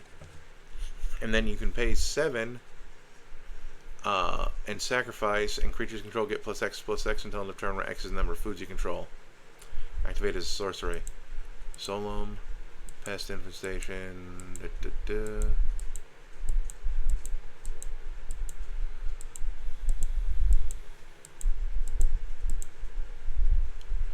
Bone Cash Overseer. Pay a life, draw a card. Activate and only if 3 or more cards left your graveyard this turn, or if you sacrifice the food this turn. Academy Manufacturer gives us clues, food, and treasure whenever any one of those would be created. Menace. Other squirrels you control have Menace. Whenever you sacrifice one or more foods, you get a squirrel. And then you can pay 2 on Forage to put a +1/+1 counter on each squirrel you control. Forage is to either exile 3 cards from your graveyard or sacrifice a food. When Experimental Confectioner enters, you get a food. And then whenever you sacrifice a food, you get a black 1/1 rat that cannot block. Jahaira makes tokens you control tap to add for green. Killer Service. When it enters, you get a number of food tokens equal to the number of opponents you have. At the beginning of your end step, you may pay 2 and sacrifice a token. If you do, you get a 4/4 Rhino.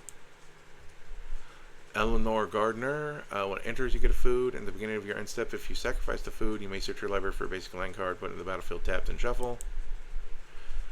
Hazel's Brewmaster. Menace. Whenever it enters or attacks, exile up to 1 card from a graveyard and create a food token. That's not the important part. And it says a graveyard, so not just yours. Foods you control have all activated abilities of all creature cards exiled with her, so I guess that is an important part.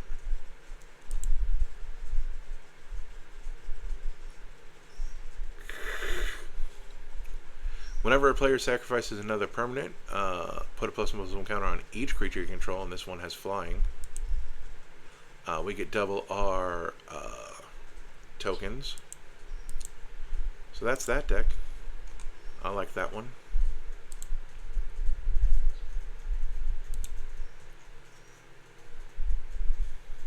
Three more to go. This is Legendary Boros, Legendary Equipment. Legendary. Kassandra, Eagle Bearer. Haste. Whenever she enters the battlefield, search your library for graveyard, library for a card named Sphere of Leonidas. Put it into the battlefield and shuffle. Whenever a creature you control with a legendary equipment attached to it deals combat damage to a player, draw a card. So this deck cares about legendary equipment. But then I decided to also have it be about legendary creatures as well, because that amused me.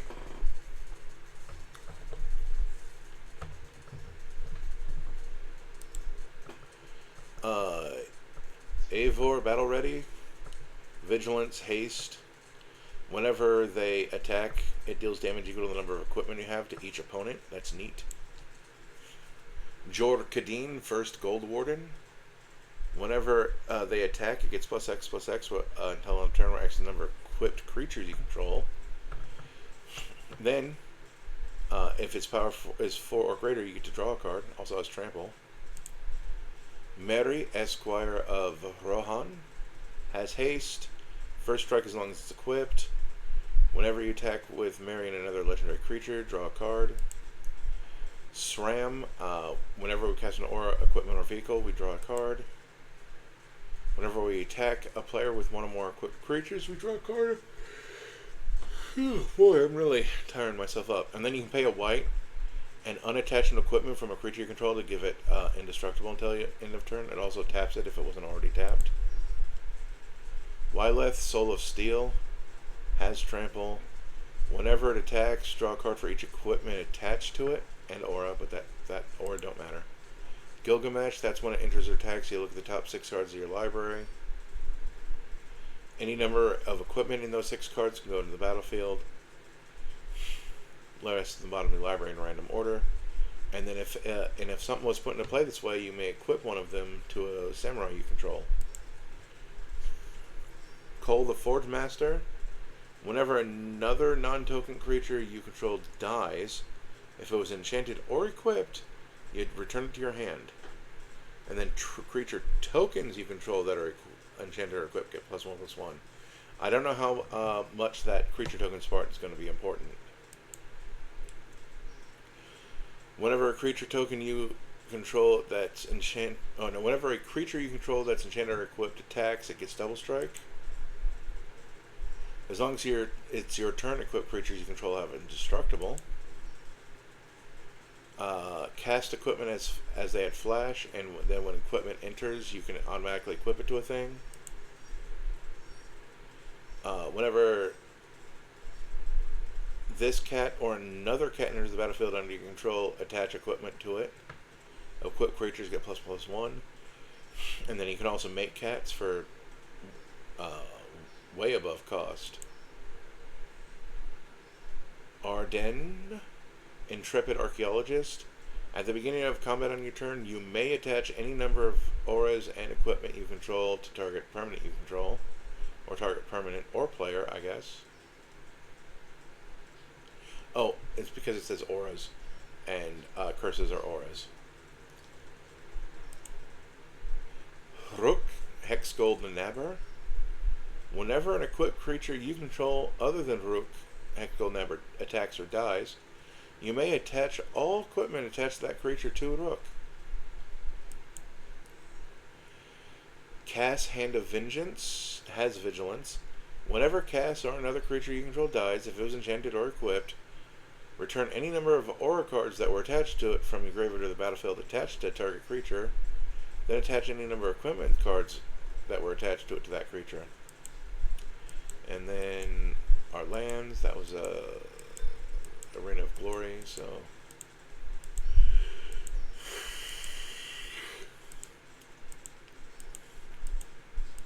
And the Assassin's Creed lands, nothing out of the ordinary here.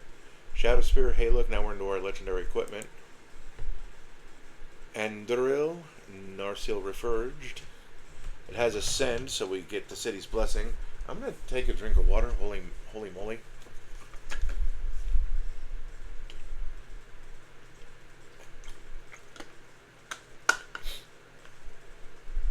Ugh.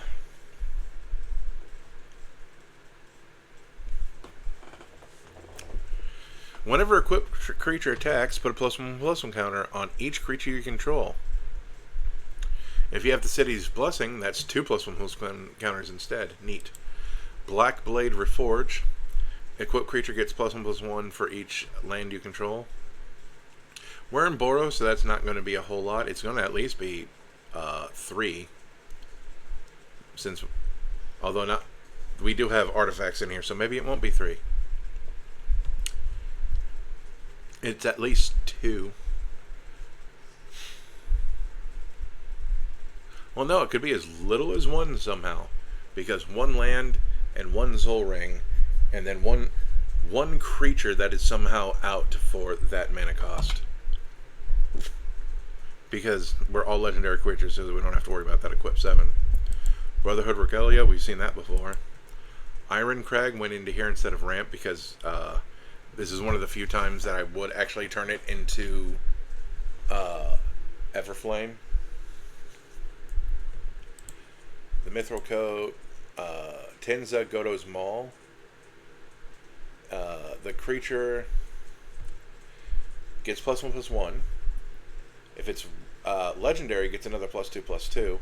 And if it is also red, it gets Trample. Reaver Cleaver, +1/+1, and we create treasures equal to the damage it deals to a player or planeswalker. Here's that whole Spear of Leonidas thing. Whenever equipped creature attacks, choose one of these 3 things. Double Strike, create a 3/2 horse, or discard 2, draw 2. Halvar, God of Battle. Creatures you control that are enchanted or equipped have double strike. At the beginning of each combat, you may attach target or equipment You may attach target or equipment attached to a creature you control to a target creature you control. So he does baton passing. He doesn't pick up ones that aren't, but that's not the important side because it's in the legendary equipment section.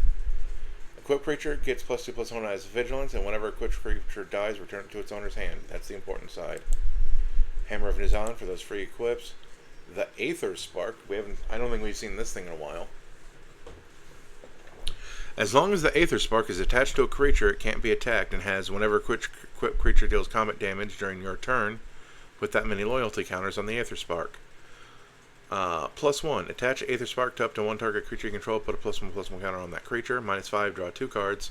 -10. Add 10 mana of any one color. Then good old Embercleave. Costs 1 less for... It has flash, so you can cast it at instant speed. Costs 1 less for each attack creature you control. When it enters the battlefield, it equips itself to a creature you control. And the equipped creature gets +1/+1, double strike, and trample. Blah. Ultimate Weapon. This has gone in a few decks. Whenever equipped creature attacks, it destroys target creature opponent controls and gets +7/+7. Excalibur Sword of Eden. It costs 12, but it's X less to cast, where X is the total mana value of historic permanents you control. And then equipped creature gets +10/+0 in Vigilance. Danitha Capshane Patagon. First strike, Vigilance, Lifelink. Makes your auras and equipments cheaper to cast. At the beginning of combat on your turn, target creature gains your choice of first strike or vigilance until end of turn. If it is equipped, it gets both of those things. And then it makes equipping cheaper by 1. When Astor, Bearer of Blades, enters the battlefield, look at the top 7 cards of your library. You may reveal an equipment card or vehicle card from among them. Put it in your hand, the rest of the bottom in a random order. Vehicles, crew 1, equipment, you control, equip for 1. Brunor Battlehammer. Each creature you control gets +2/+0 for each equipment attached to it. And then the first time you go to equip something in a turn, you can pay 0 instead of its real cost. Moria Brown, Guide Author. When Moria Brown, Guide Author enters the battlefield, create a colorless equipment artifact token named Wasteland Survival Guide. With equipped creature gets +1/+1 for each quest counter among permanents you control and equip 1. Whenever you attack, put a quest counter on target on-land permanent you control.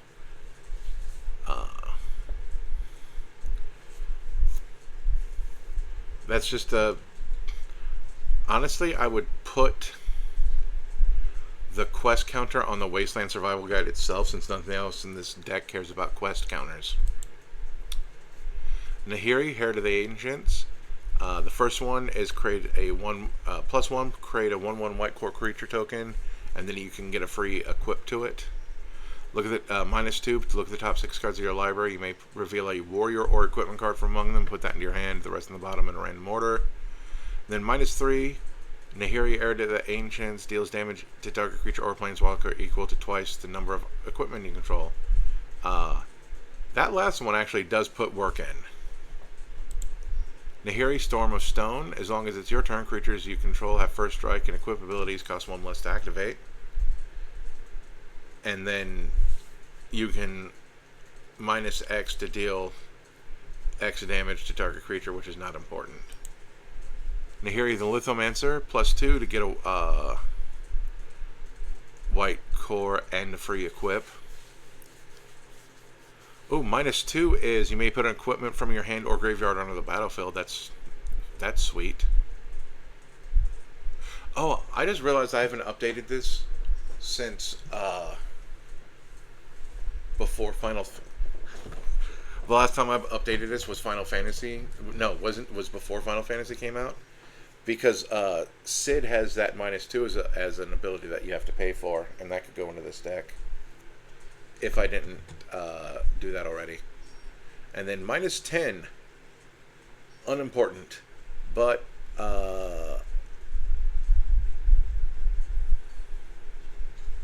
it is pretty cool. Make a colorless equipment artifact token named Sunforged Blade. It has indestructible. The blade itself is indestructible. And then equipped creature gets +5 and double strike. And it equips for 0. That's neat. Not exactly game ending, but it is neat. Nahiri Forged in Fury. Affinity for equipment, which means she costs 1 generic less to cast for each equipment you have. Whenever an equipped creature you control attacks, exile the top card of your library. You may play that card this turn. You may cast equipment spells this way without paying their mana costs. That's cool. And now we have some non-legendary equipments just because they do cool things. The Borrow Blade removes abilities from things that block or are blocked by the creature equipped with it. Basilisk Collar, of course. Lightning Greaves, Mirror Shield, Whiff of Boots, Champion Helm, Darksteel Plate, Whisper Silk Cloak. Now we're on to our ramp. Nothing out of the ordinary there. Oh, there's Sid. He did go into the deck. Makes equipment and vehicles cost less. Flies during your turn. And then you can pay 2 untapped to return equipment or vehicle from your graveyard to your hand. Danitha does something like that. First strike, Vigilance, Lifelink. When she enters, you may put an or equipment card from your hand or graveyard into the battlefield attached to her. And then whenever an aura or equipment you control is put into a graveyard from the battlefield, you may return that card to its owner's hand at the beginning of the next end step. Nice. And then that was a brief removal section. Then we have Cloud, who tutors for an equipment and then gets double triggers off of our equipment. Although I don't know how many of our equipments actually have, oh, well, that one.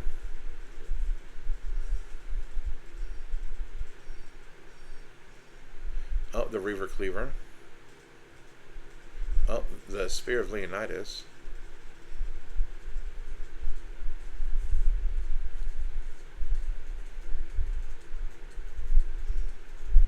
And I think the Aether Spark counts as well. Hold on, let me... Yep, Cloud or an equipment attached to him triggers. Oh, Ultima Weapon. Borrow Blades does trigger twice, but that don't matter. Yeah, so there you go. There's a greater than 0 number of things that matters for.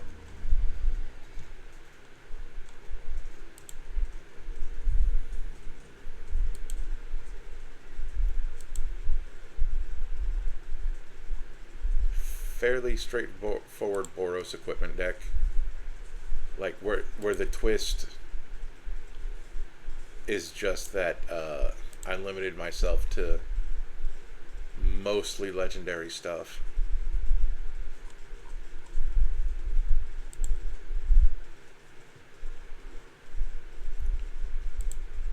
And then we have modular. Because I saw this guy and went, oh sure. There's only one modular card that's not in this deck, and that's because it's mono black.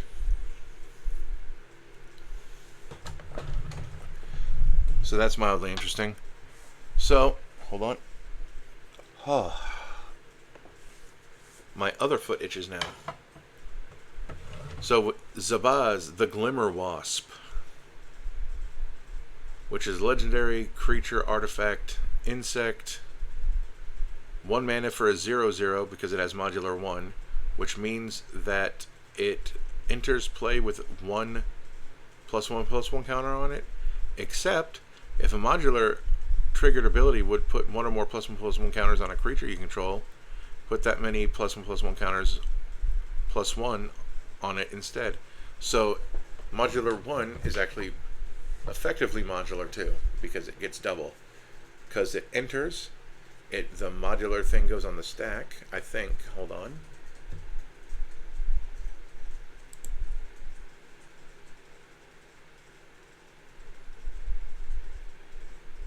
Okay.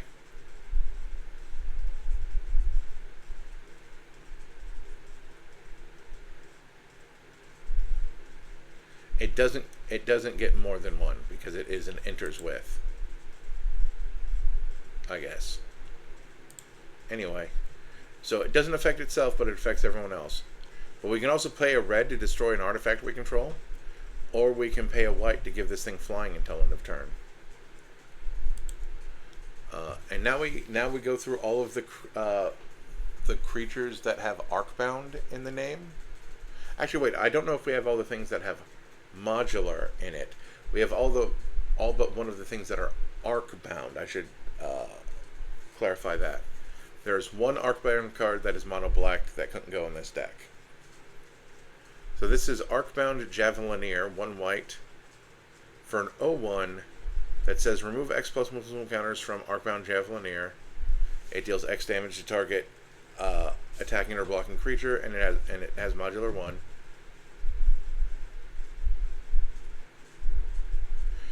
And it enters with 1 plus multiple counter on it. And when it dies, you may put its plus multiple counters on a target artifact creature.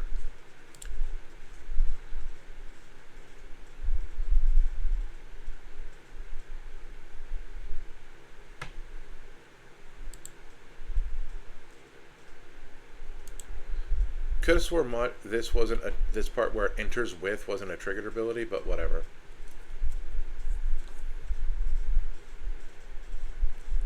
Oh wait, no, that part isn't triggered. The second part is the part that's a triggered ability. The when it dies.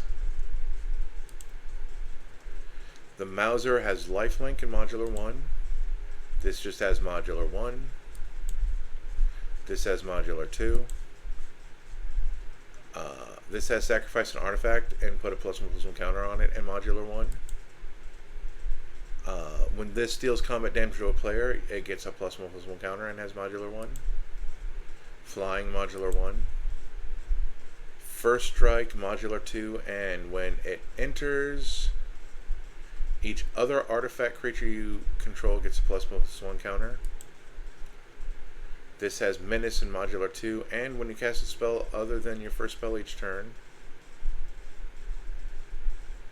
So second spell onward, this gets a +1/+1 counter.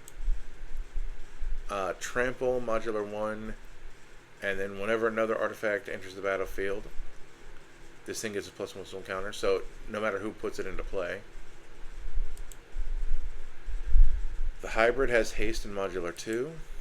This has modular 2 and remove a +1/+1 counter from it to put an artifact from your graveyard on top of your library. The whelp has flying, fire breathing, and modular 2. This has modular 3. This has modular 4 and riot, which means you could either have haste or an additional +1/+1 counter. The Fiend has Fear, modular 3, and at the beginning of your upkeep you may remove a +1/+1 counter from target creature to the Fiend. The Wanderer has modular Sunburst, which, as far as this deck is concerned, is modular 2 at most. Enters the battlefield with a +1/+1 counter on it for each color of mana spent to cast it. Although we do have, I think we have ways to make mana of any color, so we'll see. First strike, modular 4. At the beginning of your upkeep, put a +1/+1 counter on each creature with modular you control, and it has modular 6. Then we have Ozolith, which is some funny interactions. When something with modular dies, it gets to put +1/+1 counters on a thing. But those +1/+1 counters also get magically duplicated and put on the Ozolith. Esper Sentinel, because why not? And then we're in our land section.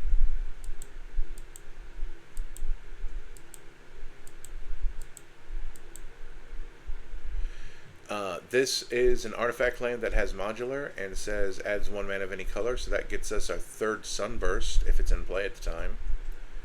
And because it's 1 mana of any color, but only for artifact spells or artifact abilities, so that works.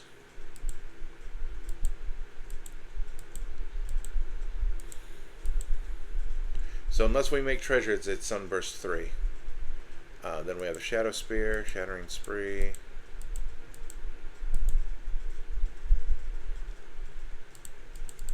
Oh, that's the. Sometimes I forget that I have the mass disruption separate from the single target. And we don't want Shroud in this deck because it reduces my options for putting modular tokens on modular counters. And then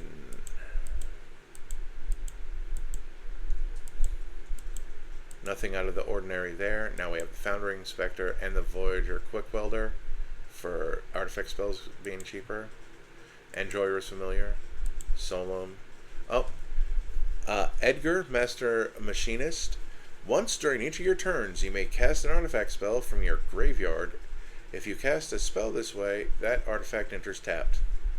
Whenever Edgar attacks, it gets plus X plus O until end of turn, where X is the greatest mana value among artifacts you control. And then we have all of these things. Alibo, Ancient Witness. Other artifacts, creatures you control have haste. Whenever one of our creatures you control attacks, Alibu is X damage to any target, and you scry X, where X is the number of tapped artifacts you control. Neat. Spine of Ishsa. When this enters, destroy target permanent. When it's put into a graveyard from the battlefield, return it to its owner's hand. Which, you might remember, our commander allows us to pay a red just to destroy an artifact. Was it any artifact or an art? Since it was one red, I think was artifact we control. Yep. So that's a way to. Oh, that was the last thing. That was the last thing, wasn't it? Nope.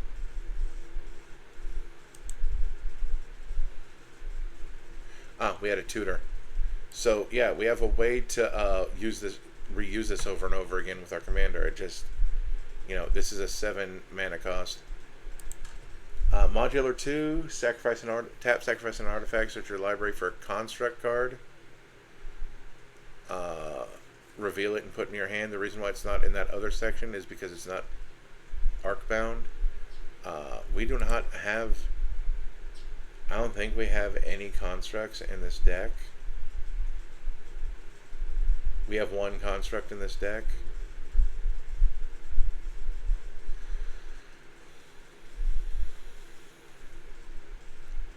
Because a lot of these things are golems.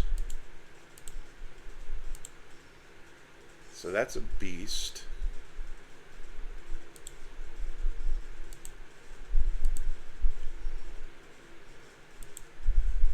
That's a horror.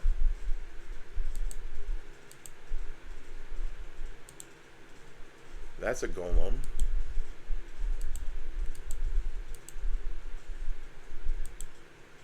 That's a beast.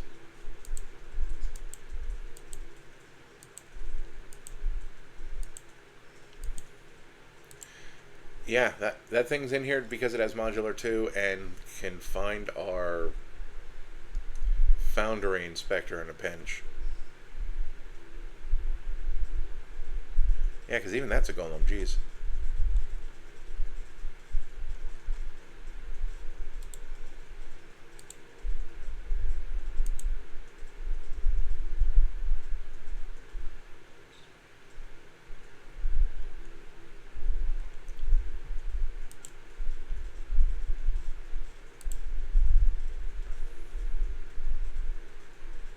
And I also get to customize my lands because I haven't done that yet.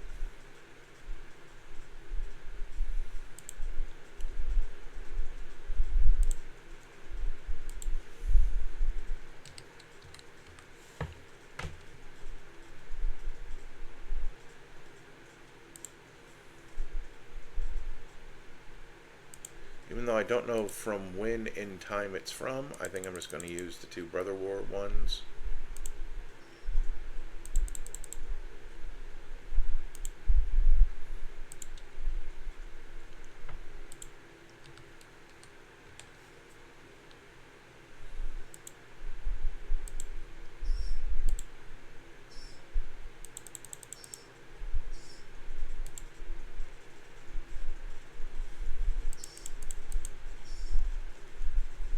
There we go, good enough for me.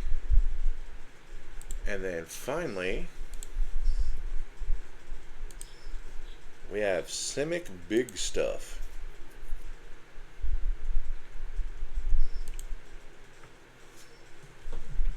We have Galanra, Color of Wirewood. That's a place somewhere.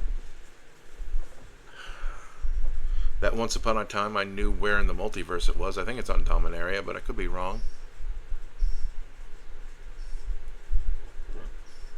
So 2 and a green for a 1/2 elf druid. And we have tap, add green. When you spend this mana to cast a spell with mana value 6 or greater, draw a card. Then we have Brine Lynn, the Moon Kraken, which is cool as heck. They're from Zendikar. I recognize those Hedrons anywhere. When Brine Lynn, the Moon Kraken, enters the battlefield, or whenever you cast a spell with mana value 6 or greater, you may return target non-land permanent to its owner's hand. Wow, non-land permanent. And then Up the Beanstalk, when it enters, and whenever you cast a spell with mana value 5 or greater, draw a card. Then we can draw 4 cards and discard 2 cards for 7, and it's probably never going to happen. Whenever you cast a spell with mana value 5 or greater, tap target creature an opponent controls and put a stun counter on it. That's fun. Draw 2 cards, discard 2 cards for 2 mana. That's fine. Whenever you cast a spell with mana value 5 or greater, put a +1 counter on this guy. Mana value 5 or greater, draw a card. Whenever you cast a spell with mana value 5 or greater, each opponent reveals the top card of their library. If any of those cards shares a card type with that spell, copy the spell that you cast. You may choose new targets for the copy, and then each opponent draws a card. Otherwise, you draw a card. So if you whiff, you draw a card. Cascade, spells you could cast with mana value 6 or greater have Cascade. Players can't activate Planeswalker or loyalty abilities. At the beginning of your draw step, draw an additional card. Spells you cast cost 1 less to cast. Creatures you control get +1/+1. It also has mana value 6, just for the record. Rate Hinge. What's nice about this, right here, is that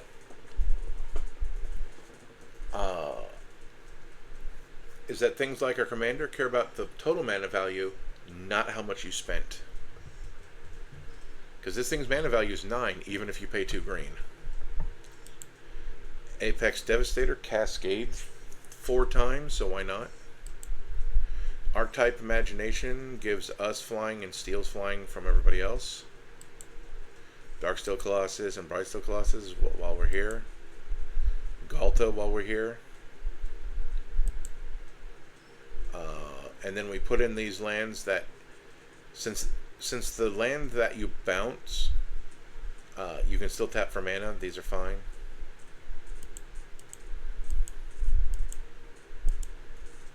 This is like the first one, only it's not a desert and it doesn't care about deserts. There's the Simic one.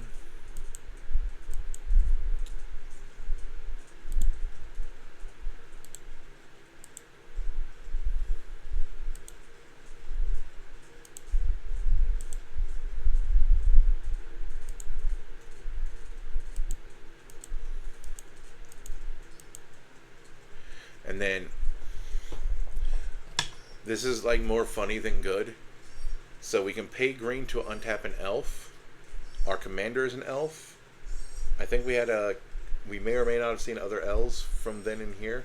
But the thing is that we're not gaining extra mana by doing this.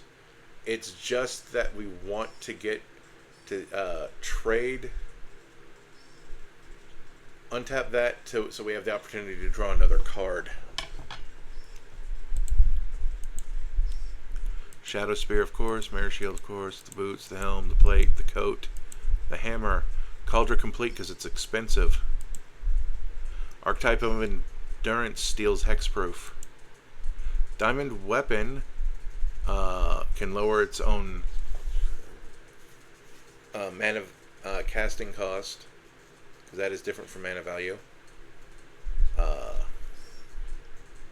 By us having stuff permanents in our graveyard. Excalibur can be cheaper for our historics. Oh, Glimpse the Core, a thing that I should be adding to my suite of things. It searches only for basic forests, so it's even more limited, but I wanted to make sure I had a lot of ramp in the deck. As long as it's not our turn, spells we cast cost one less to cast. I misread that. I thought that was another as long as it's our turn. But you know what? It gets to stay in because I don't care. Same with that. So that just means the spells if we any of our instants cost 2 less to cast, because I don't think we have anything that's anything that we can cast at flash speed. So what does that care about?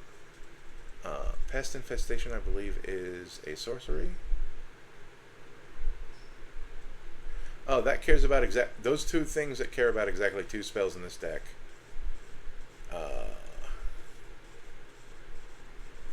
You know what? You 2 can go away, and then I will try to figure out 2 more things to go into this deck.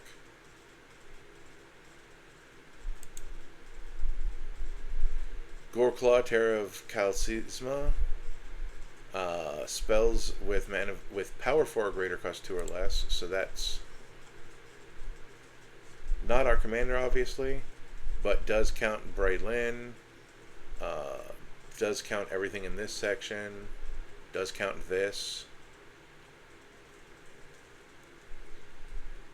Gandalf, oddly enough, because I said power, right? Yeah.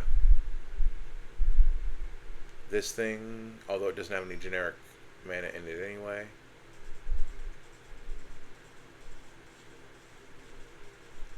What else? Oh, that's important.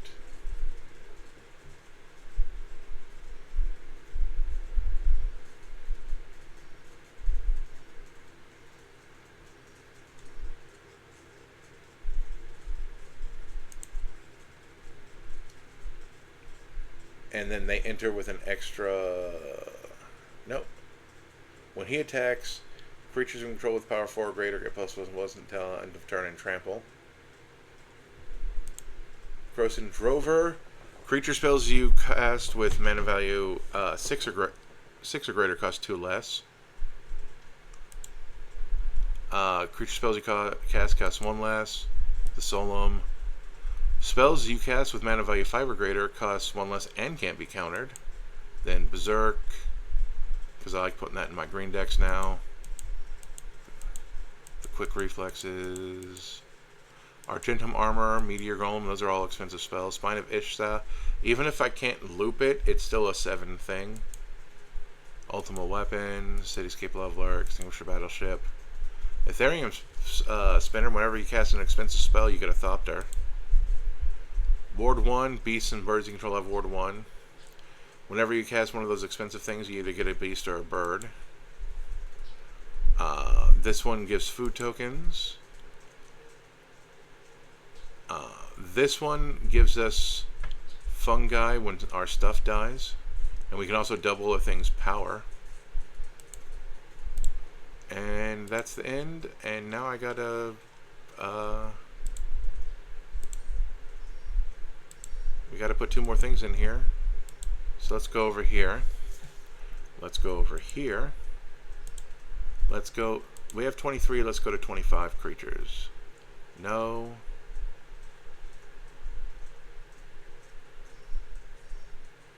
Fierce Empath to tutor up one of our big creatures. That's an interesting option.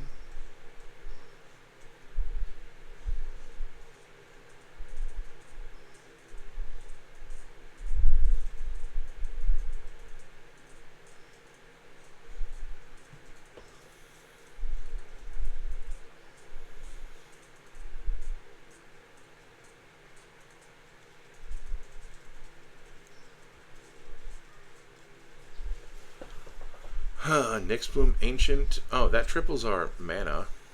You know what? May as well. And also it has the 5 power for that other guy. Yeah. Because I don't feel like thinking we're tripling our mana.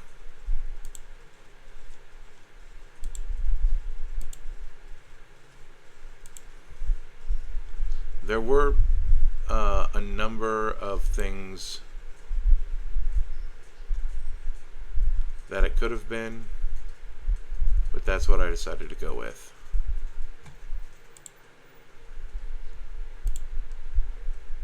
Double checking my lands. There we go. And that was that. Next week we start eating into these 3-color decks, and which capping off with this funny 4-color deck at the end of all of that nonsense. See you when I see ya.